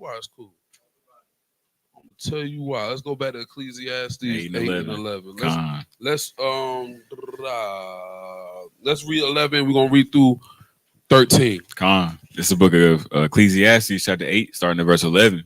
Because sentence against an evil work is not executed speedily, therefore the heart of the sons of men is fully set in them to do evil. Though a sinner do evil 100 times, and his days be prolonged, yet surely I know that it shall be well with them that fear God, which fear before him. Because it said, bro, though a sinner do evil 100 times, it's gonna be well with them who fear the Lord, bro. Right. That's first and foremost. But let's keep going. Verse 13. But it shall not be well with him with the wicked, neither shall he prolong his days, which are as a shadow, because he feareth not before God. But it's not gonna be well with the wicked, man. It's not, bro. It's not gonna be cool when it's all said and done, because you gotta think about it. Methuselah lived like 900 years, somewhere around there. Right. Moses lived hundreds of years. Abraham hundreds of years. Jacob hundreds of years. We dying at 70. Our days on the earth is a shadow. It's a shadow. So you thinking about it, bro? They gonna be here today, gone tomorrow, bro. When you go, none of that stuff go with you. Right. My grandfather passed away at home. When my grandma got out of the hospital from COVID, the day she got home, an hour later, heart attack, gone. And guess what? When they wheeled him up out of there, all his belongings was right there. Everything he worked for, right there. He couldn't take none of that with him. Right. None of that. It don't go with you. So your days is as a shadow. It's not gonna be well with you. And I'm not saying my grandfather was wicked, but what I'm saying is your days are as a shadow, and you can't take none of that stuff with you. So when the Most High comes see you, you're out of here, and your stuff that you did all that wicked stuff to attain don't go with you. I think in I forgot what religion it is. They bury people with their riches and all this stuff, thinking that the Most High will accept those coins of gold and all that stuff. The Most High don't accept none of that. You can't pay your way into heaven. It's all about your works, right? So let's keep going. Give me Job 21:7. All right, because we still talking about relighting the flame. This class is gonna be a little longer than what I thought it was gonna be. You said 21:7? Yep, but I think people needed to hear this. For sure. Go ahead. This is the book of Job, chapter 21 and verse 7. Wherefore do the wicked live, become old, yea, are mighty in power. Mm-hmm. Their seed is established in their sight with them, and their offspring before their eyes. Uh-huh. Their houses are safe from fear, neither is the rod of God upon them. Their bull gendereth and faileth not. Their cow calveth and casteth not her calf. Mm-hmm. They send forth their little ones like a flock, and their children dance. They take the timbrel and harp and rejoice at the sound of the organ. They spend their days in wealth, and in a moment go down to the grave. So Job is talking about all these things that the wicked is doing. They having children. Their house ain't worried about getting evicted. Right. They not worried about they safe from fear. They this, they that. Right, keep going. Verse 10, or Salakia, verse 11. Mm-hmm. They send forth their little ones like a flock, and their children dance. They take the timbrel and harp and rejoice at the sound of the organ. Mm-hmm. They spend their days in wealth, and in a moment go down to the grave. They do what? They spend their days in wealth, and in a moment go down to the grave. Boom, gone. Out of there. They spend their days in wealth. Boom, they out of there. Because your days is as a shadow. Keep going. Facts. For 14. Therefore they say unto God, depart from us, for we desire not the knowledge of thy ways. Mm-hmm. What is the Almighty that we should serve him? And what profit should we have if we pray unto him? Go ahead. Lo, their good is not in their hand. Hold on, we hear celebrities and rich people say that all the time. Like the Most High isn't real. All the time. What do I got to serve? Do you see how I'm living? What I need the Most High for? Man. Right? Go ahead. Lo, their good is not in their hand. Mm-hmm. The counsel of the wicked is far from me. How oft is the candle of the wicked put out? Say that again. How oft is the candle of the wicked put out? And we talking about relighting the flame, right? But how often is the candle of the wicked put out, bro? Let's talk about these rappers. Nah, man. Pop Smoke was on Snapchat in a pool in Beverly Hills. Right. Probably about to make a lot of money doing a show. Right. 2 seconds later, gone. P&B Rock with his shorty on FaceTime. The nigga told him he was gonna kill him. Talking junk like, yo, like these people with no money, like, come on, man. You know what I'm saying? He talking to this dude like he can't get touched. Going to Roscoe's Chicken and Waffles, dog. Like that's not the most dangerous location. Right. Anywhere there's fried chicken, you might as well just be on your P's and Q's. Right? But talking junk to this man, dude said, I'm gonna take that chain off your neck. P&B Rock called him a B word. Dude said, I'm gonna make you eat that. Gone. Right? What's my man who died at the cookie spot in Memphis? Dolph. Dolph going to buy his mama some cookies, man. Now, brothers shot his truck up. You know he was smart. He had a bulletproof joint. But then you drop 100 shots. And Right. it only took one to get you up out of here. It's crazy. Gone. That's the only ones I can think of on the top of my dome right this Hey, second. look. Triple X Tentacion. XXX Tentacion. Going to buy a motorcycle. You know what I'm saying? Gone. You know what I mean? Numerous rappers in Chicago. Juice WRLD. Right. Juice WRLD. Oh, I'm gonna escape this charge because I'm bringing drugs from one place to another. Gone. Right. Mo 3. Gone. These are all black men we talk about because their days are as a shadow, bro. They spend their days in wealth, and in a moment they in the grave. So is that money really worth it? Let's think about Pop Smoke for real. Pop Smoke had a good year of a run, and he was gone. Yeah, he was only like 22, 23, something like that. Yeah, he was bro, probably, he was probably mad younger than young. that. Yeah, he's out of there. XXX Tentacion was like 21. Yo, same way. He had a good like 1-2 year run. Speaker knockers, y'all don't remember them? Oh man, Speaker knockers. speaker. Yeah, we used to, bro. Come on, man. Speaker knockers, gone.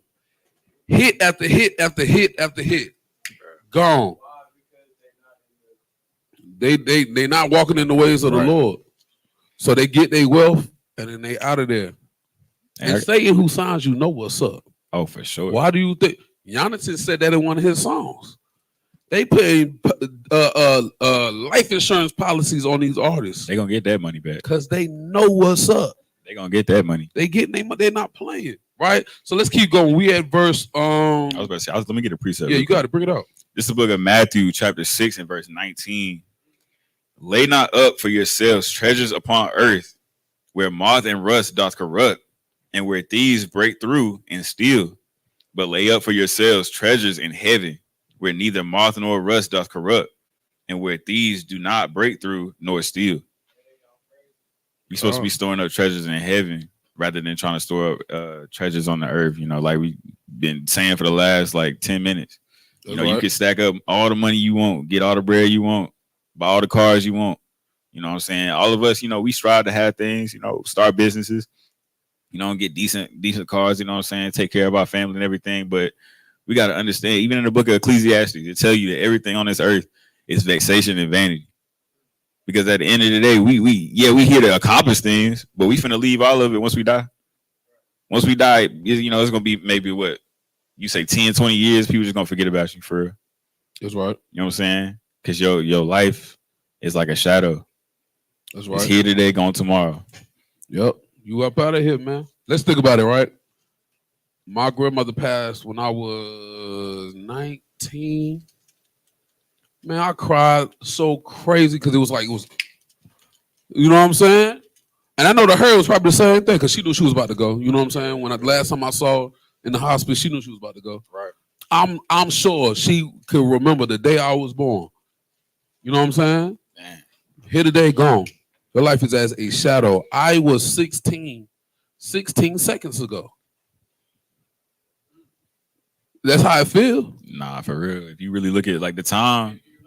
You know what I'm saying? I was 16 seconds ago. I'm 30 now. Right. And in 14 seconds, I'm gonna be 40. A lot gonna be grown, dog on there. For real. Know what I'm saying? Because your life ain't, bro. You don't got all this time you think you got. But let's get back into it, man. Let's go back to verse 4. Nah, let's go back to verse 17. Let's read that over. This book of Job 21 and verse 17.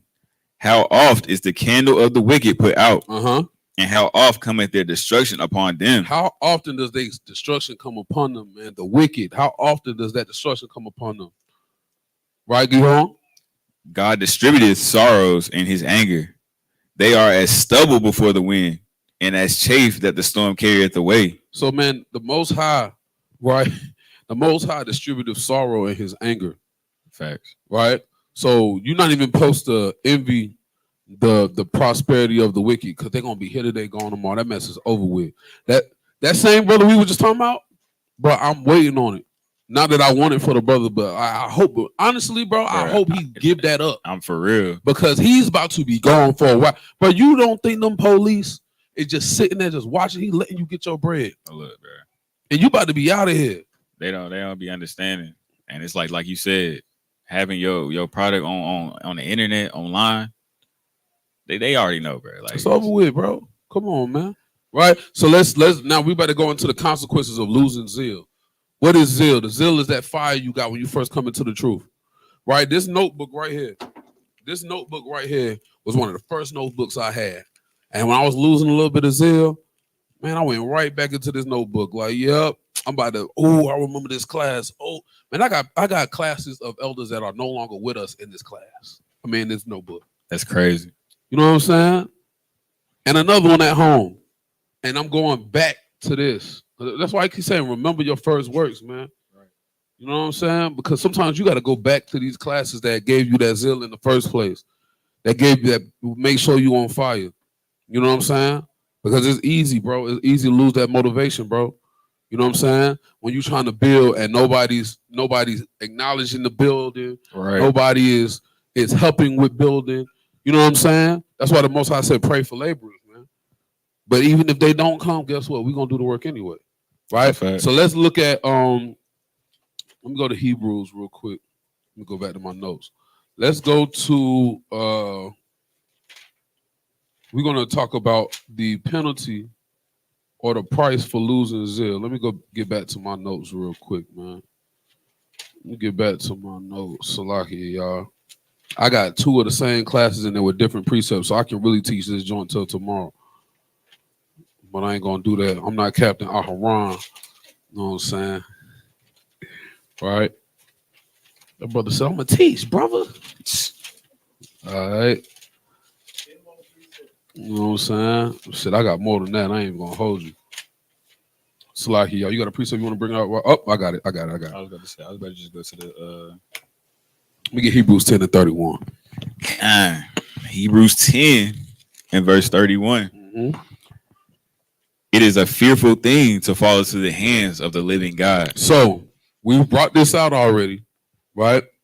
But you got to remember, when you lose that zeal, you need to remember it is a fearful thing to fall into the hands of God. The Most High will take you out in the craziest way. You will get taken out in the craziest way, dog. You will get, your car can stop on train tracks. And the Most High, this is crazy. But the Most High can do all things. And if he can give you a reprobate mind that you can hear plain truth and not understand it, the Most High can stop your car on the train tracks and then make you deaf so you can't hear the daggone horn of this daggone train come. Dog. Yeah. See? He got you out of there. That's so you can that's so you can see, you know what I'm saying, what's up. But it's a fearful, the craziest things can happen, bro. You could be in an elevator, the cable just snap. Bow. Anything can happen, bro. What do you think? How scared? I've watched so many documentaries on this. How scared do you think them people was in the Twin Towers? Bruh. On the floors above where the plane hit. Bruh. Finish. How scared do you think they was on the plane? I'm saying, me not being in the truth, not knowing the Most High, I would have just been in there like, yo, just kill me, man. Like, they was, bro. I watched a video of them jumping out of them buildings. That would have been me. And all you heard was, pow, pow, pow. Because, bro, a body, because they don't want to suffocate. You know what I'm saying? But let's think about all the ways they was down. They was burning. They was suffocating. People were jumping out of buildings, bro. And then blowing up. The people at the end when the building finally fell. Come on, bro. Imagine that. Just imagine that, bro. I had a homeboy, man. He gave his testimony. We was at school, bro, in college. His mom worked in the Twin Towers. That's crazy. 2 weeks before 9/11, they moved her to another building. She was upset, but they moved her to another building, and boom. That's the Most High. That was the Lord. That was the Lord. You know what I'm saying? But just think about it, man. That's crazy. Just think about the Titanic and drowning. That's not cool, bro. That's not a good way to go. You know what I'm saying? Man. Let's just think about it. in Baltimore, right? The bridge, I think that's where it was, somewhere like that. That bridge that just collapsed with everybody on it. You know what I'm saying? Come, you know what I'm saying? Like, let's think about it, bro. The manholes that they be having, just the earth just opened up. Boom. That's in the scriptures. True. It happened to the children of Israel, if I'm not mistaken. Yeah, that's in Revelations. You know what I'm saying? Come Yeah. on, man. Let's just think about these things, man. You feel me? There's a fearful thing to fall into the hands of the Lord. So you got to remember that when you come into this truth. We're going back to Sirach chapter 4. We're going to read a little bit, 11 through 20. You know what I'm saying? You got to understand, bro, the Most High ain't playing. You think you about to just go back to the world and your life going to be okay. All right. You're going to find out, man. You're going to find out. That's why with that sister, I don't know, man. I might hit her up. I don't know. But some people be so prideful. They be like, nigga, get out my face. All right, you got it. She gonna think you trying to holler at her. No, la. Right. That's how they come to every time they got a brother in they DM. And I ain't gonna lie, she was cool when I said shalom. So she said shalom, brother. And you know, but I never responded after that because it was just like, you already know what you doing, ain't right? Like, y'all need to come in your inbox preaching to you. Like, you still friends with Israelites. Right. You feel what I'm saying? Bro, when I was out of the spirit before I wrote this class, bro, I was off my Israelite page. And I wasn't like on the wicked stuff for real, but it was, you know, I was just kind of going through the motions. I was wearing my fringes, but I was kind of. You was being a just man. I was cruising. You was fine. You was falling. I was definitely falling. You know what I'm saying? It happens to all of us. But it took a brother who ain't in the truth now himself, which is crazy. But it took him calling me like, bro, you gotta get right, bro. Like, I understand stuff be happening, but yo, you can't, bro. Don't shy away from the camp. That's the exact words. He was like, yo, I understand, bro, but don't shy away from the camp. That's and I'm like, bro, you know what? You right. That's another thing that's scary, right? I need you to hold that real quick. I just want to get this point. That's another thing that's scary. Let's get this precept because this is 4 years later. Let's get this precept. I don't remember this one. This is Sirach. Give me Sirach 37 and 19. This is what's so scary about the Lord. See, everybody be so ready when they come into the truth. They be teaching people, yo, you an Israelite, you need to be da. And you not doing it your doggone self. And if they ask you the right question, you're gonna be looking crazy. You see what I'm saying? That's a fact. Right? But the scarier thing to me is you in this truth, you teaching this truth, you gain all this knowledge to help other people. And then this happened. Read. Man, the book of Sirach, chapter 37, verse I'm tripping. Verse 19. Number 19. Yeah. Yep. There is one that is wise and teaches many. So there's one that gains the knowledge of the Most High God. He teaches many. Your elders, your captains, your officers, your regular brother who just might be on the streets teaching the people. Right. Right? The husbands teaching their families. All of this. Go ahead. And yet is unprofitable to himself. And yet he is unprofitable to his own self. Why is that? Because he's not taking heed to none of the teachings. He's just teaching people. Right? And at the end of the day, he do all of that teaching and get destroyed his daggone self. That's a scary thing. Just imagine you don't rebuke thousands of people. Man. You don't taught thousands of people. You don't brought people through the spirit of the Most High. You helped bring, or you was used as a vessel. Let me put it like that. You didn't bring nobody into the truth. Right. You was used as a vessel to bring people into the truth. Right? Because the Most High knew this person coming into the truth, I'm gonna make sure they get it, and he just used you to do it. So you ain't do that, right? But you brought people, you through the spirit, you was used as a vessel to bring people into the truth. And when it's all said and done, that person that you brought into the truth makes the kingdom, and you don't. Crazy. That's scary. Crazy. That's scary. All right, so let's go back to the consequences of losing that zeal. Let's go back to Sirach 4 and verse 11. This is the book of Sirach, chapter 4. Matter of fact, we read 11 through 17. So let's read 18. So let's read 17 real quick. We talking about wisdom again. Right? Read that. Verse 17. For at the first she will walk with him by crooked ways, and bring fear and dread upon him, and torment him with her discipline, until she may trust his soul, and try him by her laws. Go ahead.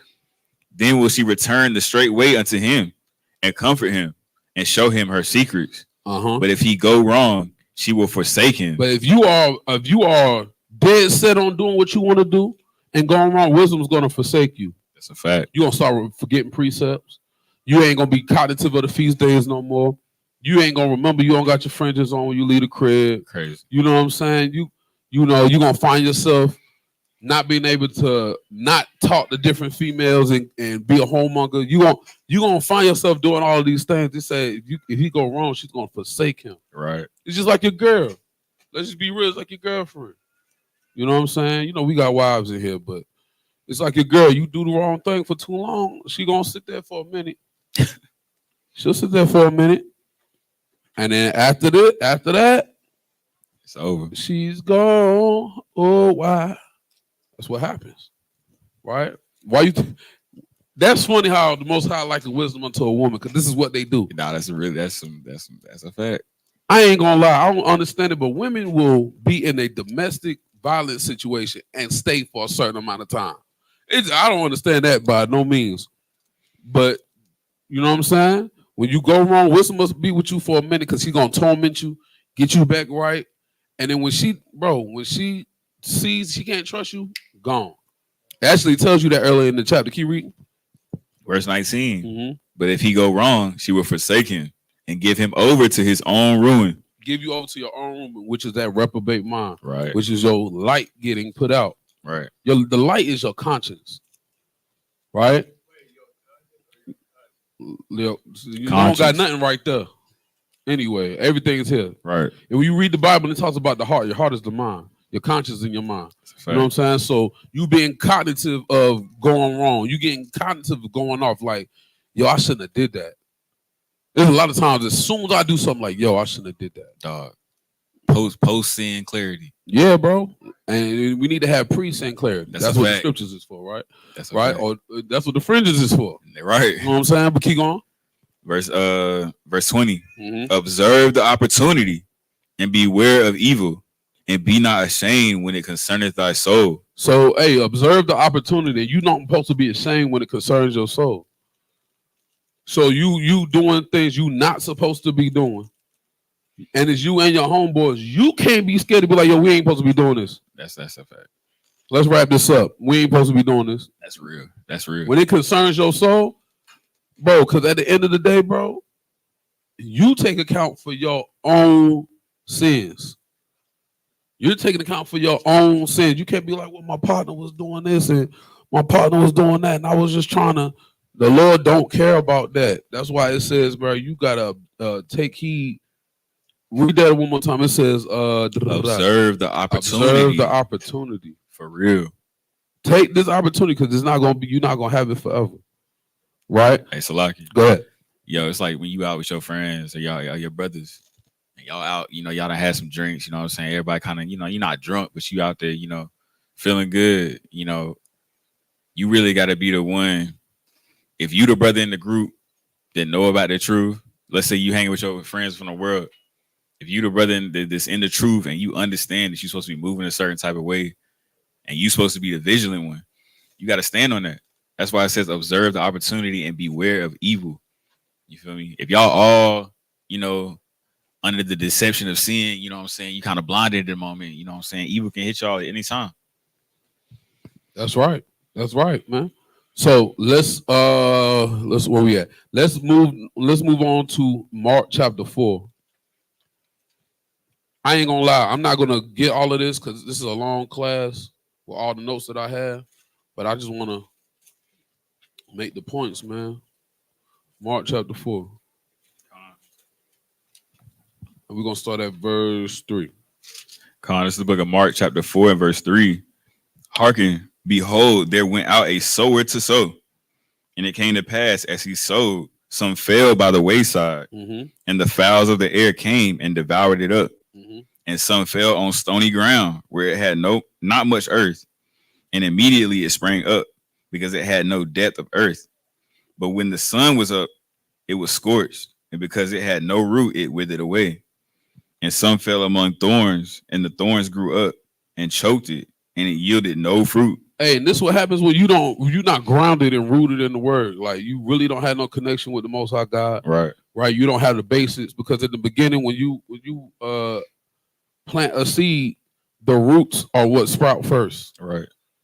The roots sprout, they form, they get where they gonna be, and then everything comes from that. If you don't got no root, it's over. It's a wrap, right? And this could be you if you don't have no zeal. That's a fact. This could be you. Let me get Luke 14:28. Matter of fact, no, I'm gonna go to 2nd Esdras 9 and 7. Then I'm gonna move on to the next point because I got like 1,000 more precepts for that particular point. All praise. You know what I'm saying? You said 2nd Esdras. It's 9 and 7. This is the book of 2nd Esdras, chapter 9 and verse 7. And everyone that shall be saved and shall be able to escape by his works and by faith whereby ye have believed shall be preserved from the said perils and shall see my salvation in my land and within my borders. For I have sanctified them for me from the beginning. Go ahead. Then shall they be pitiful in case which now have abused my ways, and they that have cast them away despitefully shall dwell in torments. So the people who cast away the ways of the Most High, they lost the zeal. They said, you know what, forget this truth. I don't want nothing to do with it. You got brothers who are saying, I love everybody now. The white man, the Arab man, the Chinese man, because God made them all. Used to be on fire in this truth. Right. And I'm going to tell y'all something. A lot of y'all Israelites be the blame for that. I'm going to keep it real. A lot of y'all Israelites be the blame for that because they see how wicked y'all be, how hateful y'all be, right? How spiteful y'all be. And then they be like, yo, this can't be it. This can't be. This the truth? No, there's no way. I don't see it firsthand. So sometimes I can't be mad at them. I'm upset at the situation, but I can't be like mad at them, like, because they searching. This supposed to be the truth, but y'all so doggone hateful. Y'all worse than the church. Nah, for real. You know what I'm saying? But hey, man, this is gonna be a pitiful case for them who do away with the word. Go ahead. For such as in their life have received benefits and have not known me, and they that have loathed my law while they had yet liberty, and when as yet place of repentance was open unto them, understood not, but despised it. The same must know it after death by pain. Right, man. The same are going to know it after death by pain. This is the penalty for either not receiving the word of God or losing that zeal, man. Right? So let's go. Let's talk about how we can relight our flame real quick. Let's talk about that.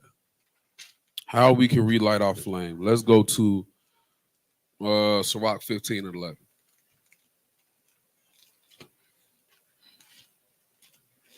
The book of Sirach, chapter 15. You said in 11. Chapter 15 and verse 11. Say not thou, it is through the Lord that I fell away, for thou oughtest not to do the things that he hateth. So you can't blame it on the Lord because you were sinning. Right. Right. You out here doing stuff you ain't supposed to do. Don't say it's the Lord's fault that I fell away. Don't say that. Right. Right. Because you weren't supposed to be doing the things he told you not to do. That's a fact. Go ahead. Verse 12. Say not thou, he hath caused me to err, for he hath no seed or no need of the sinful man. Hey, let's get a precept on that. Let's see.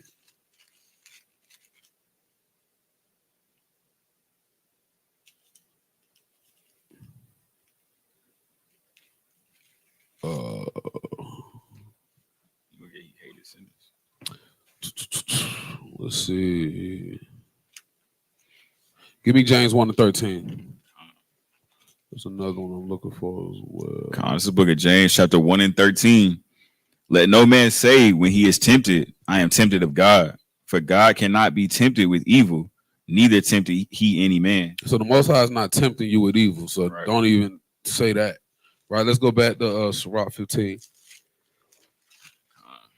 And let's go finish where we was at. So like you at verse 13. Verse 13. The Lord hateth all abomination, and they that fear God love it not. He himself made man from the beginning and left him in the hand of his counsel. If thou wilt to keep the commandments and to perform acceptable faithfulness, he has set fire and water before thee. Stretch forth thy hand unto whether thou wilt.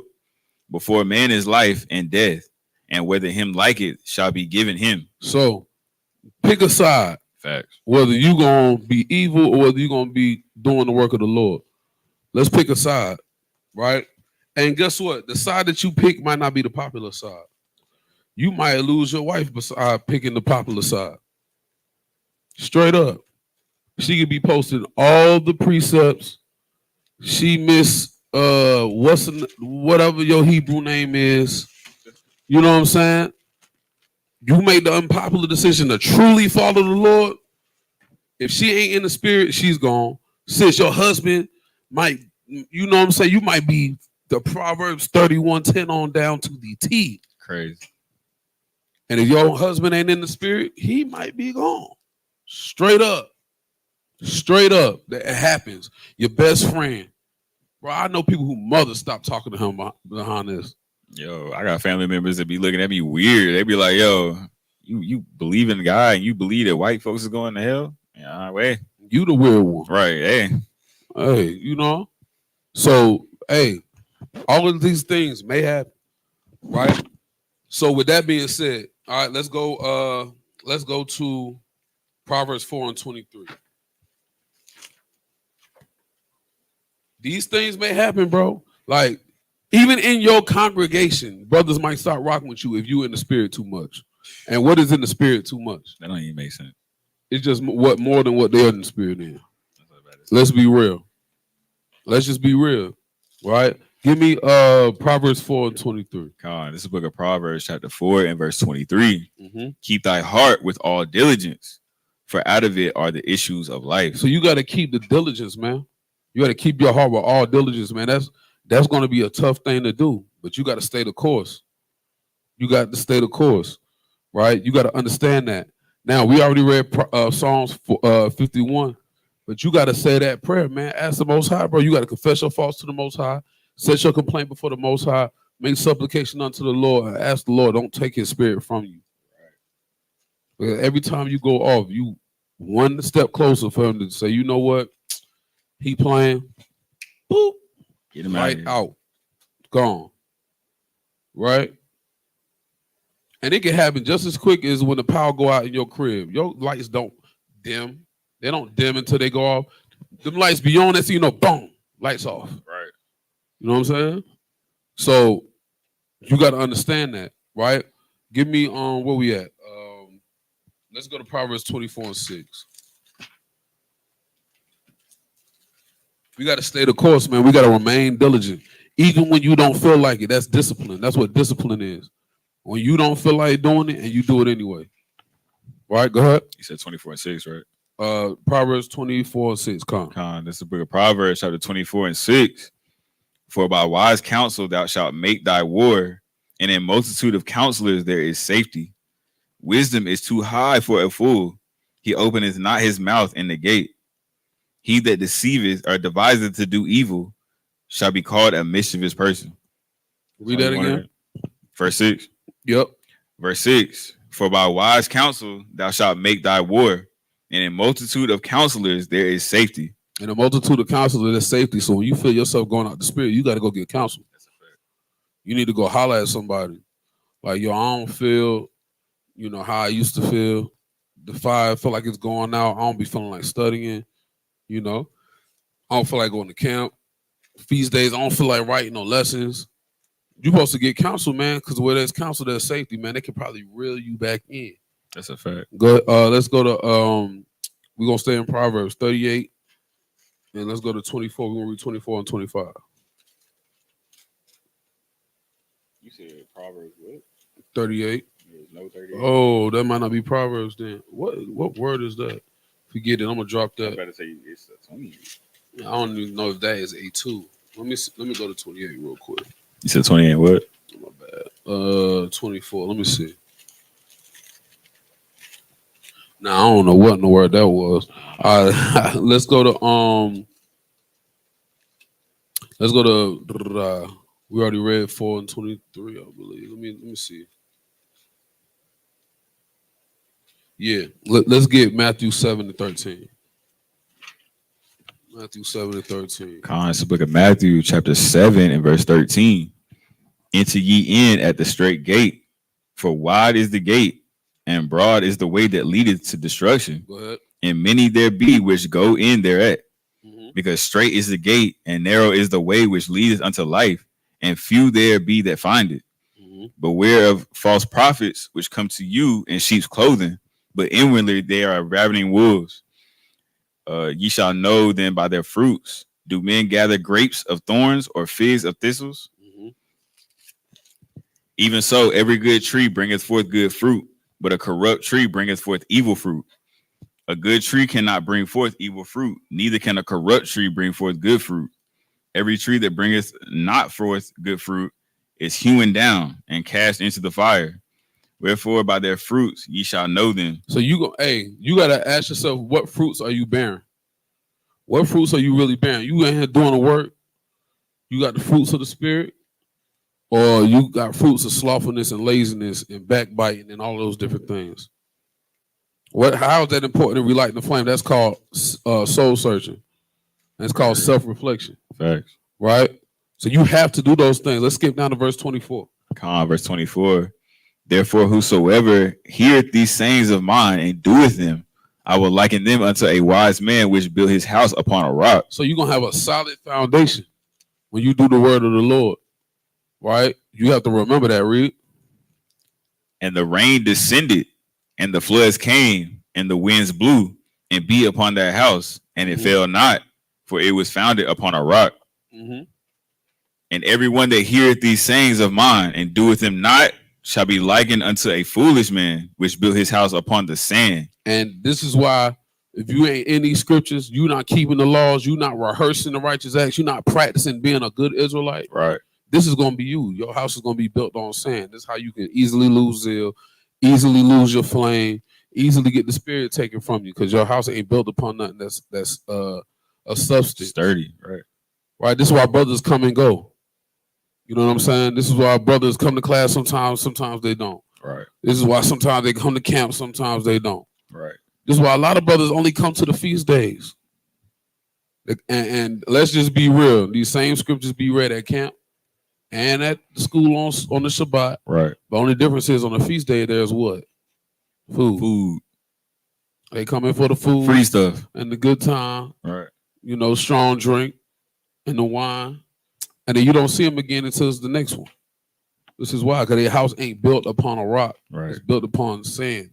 They swayed away. As soon as some water comes, it's gone. Right, go ahead. Oh yeah, bring it up. I got Romans 2:13. For not the hearers of the law are just before God, but the doers of the law shall be justified. A lot of people just be comfortable with being hearers. Like they're like, cool, you know, it's a good word. You know, I love the classes, you know, the lives. You know what I'm saying? I love the music y'all be putting out. Yeah. But am I actually gonna come to camp? No. Am I actually gonna keep the feast days? Unless it's, you know, a grand feast like Passover or, you know, atonement, all the other, most of the feast days, new moons, stuff, you know, it just be like a little small get together. They're not gonna pull up to that, but they're gonna pull up to the big feast for sure. And that's why they just hear, they don't do it. Hey, no moon at the school on Tuesday too. Con. Right? So that's a fact though. And let's just think about it. The people who don't come to the feast days, the people who don't come to the classes on the Shabbat, are they keeping the Sabbath for? Are they? We don't know. I don't know what they're doing at the crib. I ain't saying. You know what I'm saying? Ain't no telling. They really keeping the new moon at home. They really keeping the Passover at home. They don't come to tabernacles. They really setting up a tent in their front yard. Nah. Come on, bro. Come on. I know some brothers and sisters, they'll put a tent in their house. Like if they can't go to Passover or something, they don't have the provisions. Like they might live in an apartment, right? But they trying to do something. You got some people, I wouldn't even feel right during tabernacle, sleeping in my bed, and my brothers and sisters in the woods, right? You know, doing their thing, having a good old time first and foremost. But really, first and foremost, keeping the commandments. I won't even feel right, right? But where we at? Let's keep going on that. Verse 26. So like it, verse 27. Mm-hmm. And the rain descended, and the floods came, and the winds blew, and beat upon that house, and it fell, and great was the fall of it. Right, man. And guess what? You and everybody in that house is now gone. Right? Let me get Ecclesiastes 9 and 10. I got 37 more precepts and we done. There you go. It's almost over. This is the book of Ecclesiastes, chapter 9 and verse 7. Go thy way, eat thy bread with joy, and drink thy wine with a merry heart. Verse 10. Salakia. Verse 10. Matter of fact, read that. We're going to go all the way down. Verse 7. Go thy way, eat thy bread with joy, and drink thy wine with a merry heart. Mm-hmm. For God knoweth now accepteth thy works. Mm-hmm. Let thy garments be always white. Let thy garment be always white. That means be clean of iniquity, be clean of filthiness. Right. Right? That's how you can keep your flame first and foremost. Let's go. And let thy head lack no ointment. Mm-hmm. Live joyfully with the wife whom thou lovest, Mm-hmm. all the days of the life thy vanity, Mm-hmm. which he hath given thee under the sun, all the days of thy vanity. Mm-hmm. For that is thy portion in this life, and in thy labor which thou takest under the sun. Whatsoever thy hand findeth to do, do it with thy might. So anything you find to do, you're supposed to do with your might. You come into this truth, you have keeping the laws, you're not doing that. You know what I'm saying? You have praying, have studying, cut.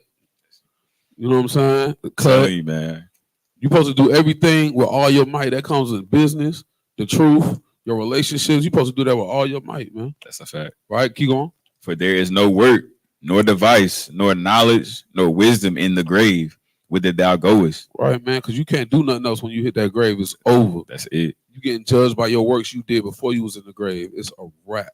Man. It's a wrap. That's another scary thing to think about for real. Like, you really got to get it done. You know what I'm saying? You really got to put in as much work as you possibly can. Mm-hmm. And we got people who really just think that they just can't, they just ain't going to do no work ever. Because they're Israelite, they just gonna make it into the kingdom. I had to tell my pops that one time, like, that's not how it worked. Like when he first came into the truth, yeah, like that ain't how it worked. Just because you're an Israelite, you know that you're not just gonna make it just because you're an Israelite, right? Because 2/3 is gonna be cut off and die, and the judgment is gonna start at the house of the Lord first. Right, you gonna die first. Right. You talking about the destruction of Esau? You're not even gonna be able to see it. I was about to say, you gonna be right there with her, right? Like sadly, you ain't even gonna be able to see it because you out of here first. Man, it's crazy, man. That's why, hey, most I ain't playing. This is why, hey, that's a reward to see the destruction of your enemies. Right. It's a reward to see the destruction of your enemies, man. If you wicked, you're not gonna be able to rejoice to see the destruction of your enemies and then die. No, you gonna die first. Right.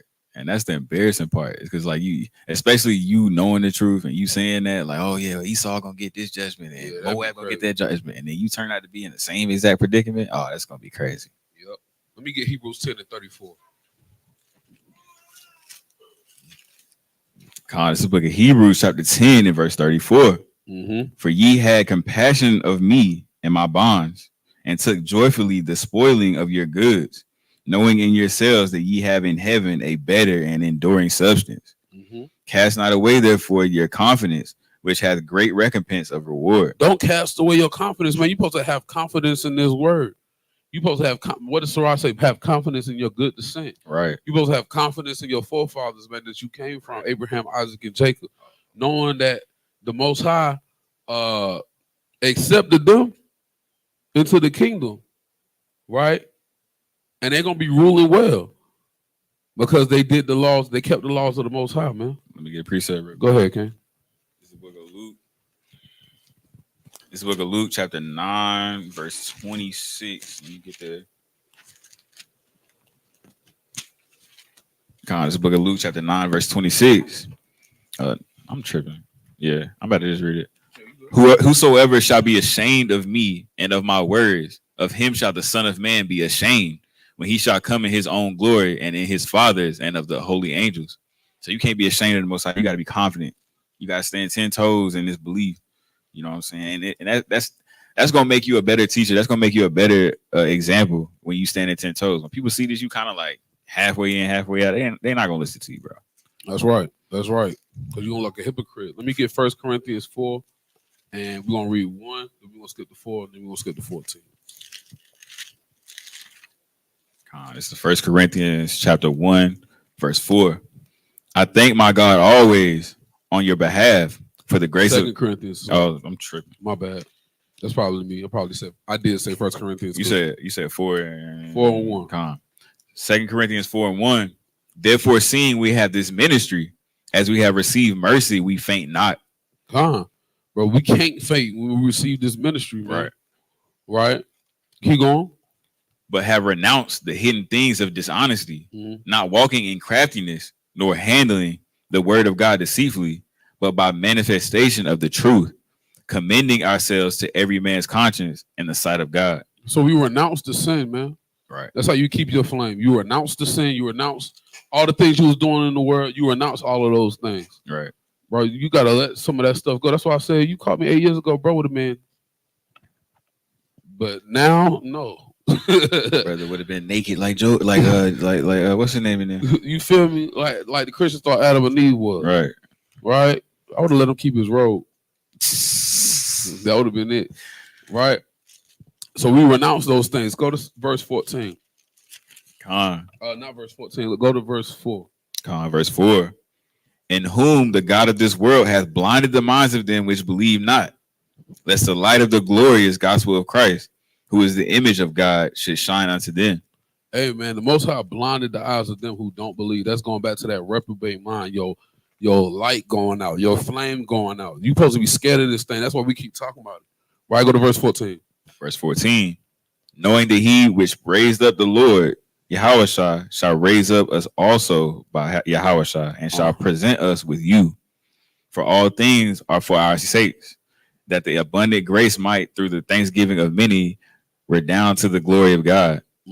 For which cause we faint not, but though our outward man perish, yet the inward man is renewed day by day. For our light affliction, which is but for a moment, worketh for us a far more exceeding and external or eternal weight of glory.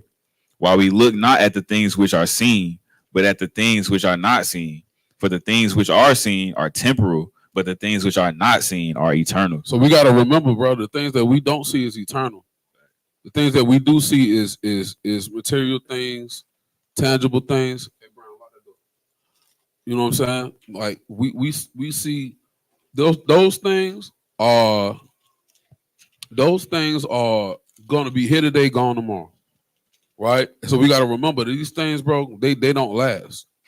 Even a building that's made of brick is gonna evaporate or disintegrate. What's the word I'm looking for? Yeah. Decline in its strength over time. You know what I'm saying? It's gonna depreciate. Depreciate is the better word. Thank you. That's the word I was looking for. Right? You know what I mean? It's gonna happen over time. But the things of the spirit will never go away. Right? Let's go to Luke 12 and give me Galatians 6 and 9. It's the book of Galatians chapter 6 and verse 9. And let us not be weary in well doing. So don't be weary in well doing. You got to understand, bro, this is what we call to do. You can't be like, dang, I got to go to camp today. And some people are quick to do everything that has nothing to do with the Most High, but very slow when it's time to do the work of the Lord. Yeah. They have an excuse. Hey. But, hey, give them a chance to cut somebody. Right. Give them the mic. Give them a chance to teach. They're going to be the first ones out there wanting to talk. A lot of people want to talk. For real. A lot of people want to talk, don't want to put the work in. A lot of people want to talk, but they don't want to show up. A lot of people want to talk, but don't want to go through that adversity. Right. But they ready to get that mic in their hand and show how much they know. Yeah. And the Most High see that. Nah, for real. You know what I'm saying? Hey, I be at work and I be having to catch myself because I be going hard. You know, when it say the scriptures tell you gotta go hard in everything you do. I be doing that, but I be having to catch myself like, yo, do I put as much work in here as I do when it comes to the scriptures and the camp and teaching the word? Right. And sometimes I be having to slow myself down, like, yo, let me, you know what I'm saying? Because I don't even be doing this much when it comes to the word. You know what I'm saying? Yeah. I don't be sweating. You know what I'm saying? And busting my ass. You know what I'm saying? I don't be doing that for real. Right. You know what I'm saying? I do as much as I can. Right. But then it gets to a point where I got to check myself and be like, yo, it's not a balance. Got to do more. Right. You got to do more. Right. Give me you read 9. Oh, you got to finish reading that. Verse 10. No, verse 9. Yeah. And let us not be weary in well doing, for in due season we shall reap if we faint not. So if you don't let your light go out, man, you keep that oil in your lamp consistent, bro, you're gonna reap if you faint not. Go ahead. Fact. As we have therefore opportunity, let us do good unto all men. So take the opportunity to do what the Most High told you to do while you got it, because it don't last long. You're not Right. owed anything. Go Right. ahead. Especially unto them who are of the household of faith. Come on, man. All right, let's go to Matthew 24 and 13. Matthew 24 and verse 13. But he that shall endure unto the end, the same shall be saved. We've heard this a million times, right? If you endure to the end, you're going to be saved. You have to endure to the end. It don't say he who is an Israelite, Right. he who is of the 12 tribes. That's a fact. It don't say that. You got to endure to the end to be saved, bro. That's Right. like thinking you're going to start a race, not finish it, but you're going to be in first place. It don't work like that, Telling you, man. right? This is showing how the Christians think. They say, this is New Testament. That don't make sense. Right. Shall is future tense. Saved. Come on, bro. Basic English, Right. right? But you have to endure to the end, right? Now, this is what brothers and sisters should be doing. Romans 12 and 10. I'm gonna get a precept after that too. Go ahead. If you want to get it before, you I was can. about to say, let me see, Hebrews 12 and 11. It says, now no chastening for the present seemeth to be joyous, but grievous. Nevertheless, afterward it yieldeth the peaceable fruit of righteousness unto them which are exercised thereby. So, you know, we got to endure the times that we living through and the chastisement and the sin, the temptation. We got to endure to receive our righteousness. And like you were saying, the Christian church believe that you receive your righteousness as soon as you say, I love Jesus Christ. You know what I'm saying? As soon as you show up to church for the first time, you immediately receive righteousness. You got to go through some stuff first. That's right. Give me Revelation. Romans 12 and 10. That's right, man. It ain't no instant gratification in this truth. The only instant gratification that you really get is when you find out you are the 12 tribes of Israel. And those promises of the chosen seed was actually talking about you. Right. That's the instant gratification that you get. That's it. And that lasts 2 seconds. I'm telling you. Because now that you know, there's something you got to do. Go ahead. Right. This is the book of Romans chapter 12 and verse 10. Be kindly affection one to another with brotherly love and honor, preferring one another. Not slothful in business, fervent in spirit, serving the Lord. Rejoicing in hope, patient in tribulation, continuing instant in prayer. So you got to be patient in tribulation, knowing that stuff is going to happen. You can't let the trials and tribulations of the world put your flame out. That's a fact. You can't do it, right? You can't do it. All right, give me. We only got a couple more. Hebrews 3 and 12. And I got 2 more after that, and we're gonna wrap it up. This is the book of Hebrews chapter 3 and verse 12. Take heed, brethren, lest there be in any of you an evil heart of unbelief in departing from the living God. But exhort one another daily while it is called today, lest many of you be hardened through the deceitfulness of sin. So we have to exhort one another every day, keeping them in the spirit. So we got to work, and you know, you put 2 candles together, you're gonna have 2 flames, Right? Or you have a candle one that's lit and a candle that's not lit. That candle that's not lit, if it gets linked over into the candle that's lit, that candle gets some fire. There you go. And that's how we got to do sometimes, man. We got to help each other keep their flames lit. Right. What verse was you at? Verse 12. Give me verse. Actually, I'm verse 13. Yeah, read through verse 14. But exhort one another daily while it is called today, lest any of you be hardened through the deceitfulness of sin. For we are made partakers of Christ, if we hold the beginning of our confidence steadfast unto the end. Man. We got to hold the beginning of our confidence steadfast unto the end. Right? We gotta, hey, listen. You got to find some oil, man. You got to stay in these scriptures. It's law, statutes, and commandments. That's the oil. That's the wisdom. Right? That's how your light is gonna continue to burn. Right? Give me Luke 12 and 35, and then we're gonna go up to 32 after that. Luke 12 and you said 35. Mm-hmm. This is the book of Luke chapter 12 verse 35. Let your loins be girded about and your lights burning. We're supposed to gird up our loins, man. Right? Bro, stand on your feet, man. Get your mind right. Be tough. Right? Be resilient. It's a fact. Right? And keep your lamps burning, man. Let your light shine. Right? Give me verse 32. We're gonna end with this one. Verse 32. Fear not, little flock, for it is your Father's good pleasure to give you the kingdom. Man, it's your Father's pleasure to give you the kingdom, man. He's not willing that any man perish. But if you don't keep his laws, statutes, and commandments, that's what's going to happen. The Most High stands on business. He's not going to change his mind for you. That's a fact. Right? So we got to keep the law, statutes, and commandments, keep our lamps burning. All right. When the trials and tribulations of life come, and it seems like we need to we falling out or we getting real, we got to get back in these scriptures, get counsel, do something to keep our flame going. Psalms 51 again. We got to ask the Most High not to take his Holy Spirit from us. Right. That might be that's something we should pray for daily. I'm telling you, man. Honestly.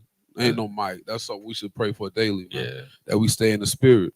All right. So it's the Most High's good pleasure to give you the kingdom. He wants to give you the kingdom, but you got to follow his rules to get up in there. Like you have to. In order to walk through the gates of the city, you got to keep the law, statutes, and commandments. Right?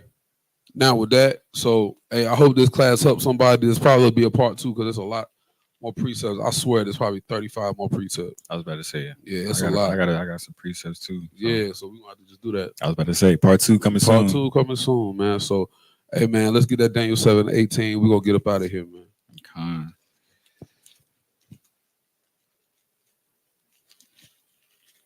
It's the book of Daniel, chapter 7 and verse 18.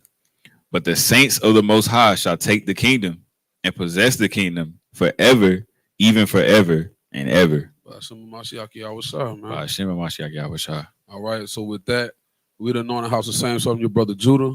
His brother Karatazar. All right, and we appreciate y'all for watching, man. Tune in to Milk Monday.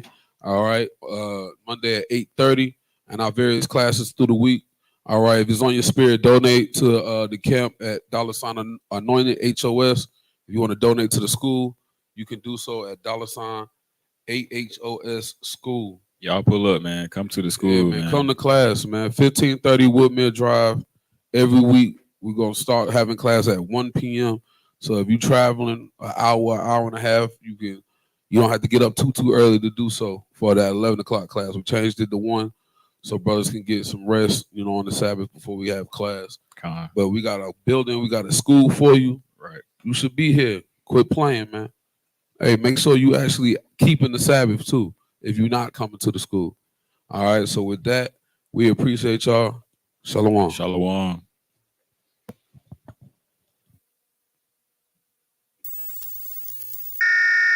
This is not a test.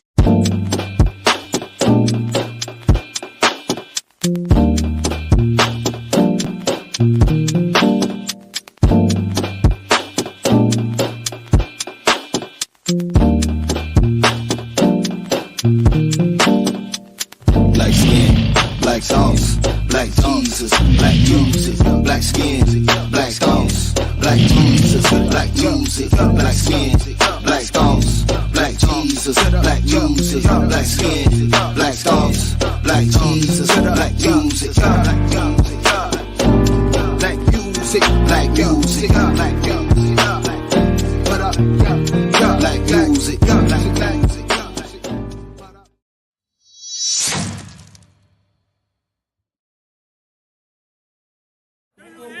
We got the latest Passover in 2024. What's up? One thing can save us, Katie. What's that, Grocer? Simplest thing in the world. Honesty. I heat this plate, I'm finna knock the steak off.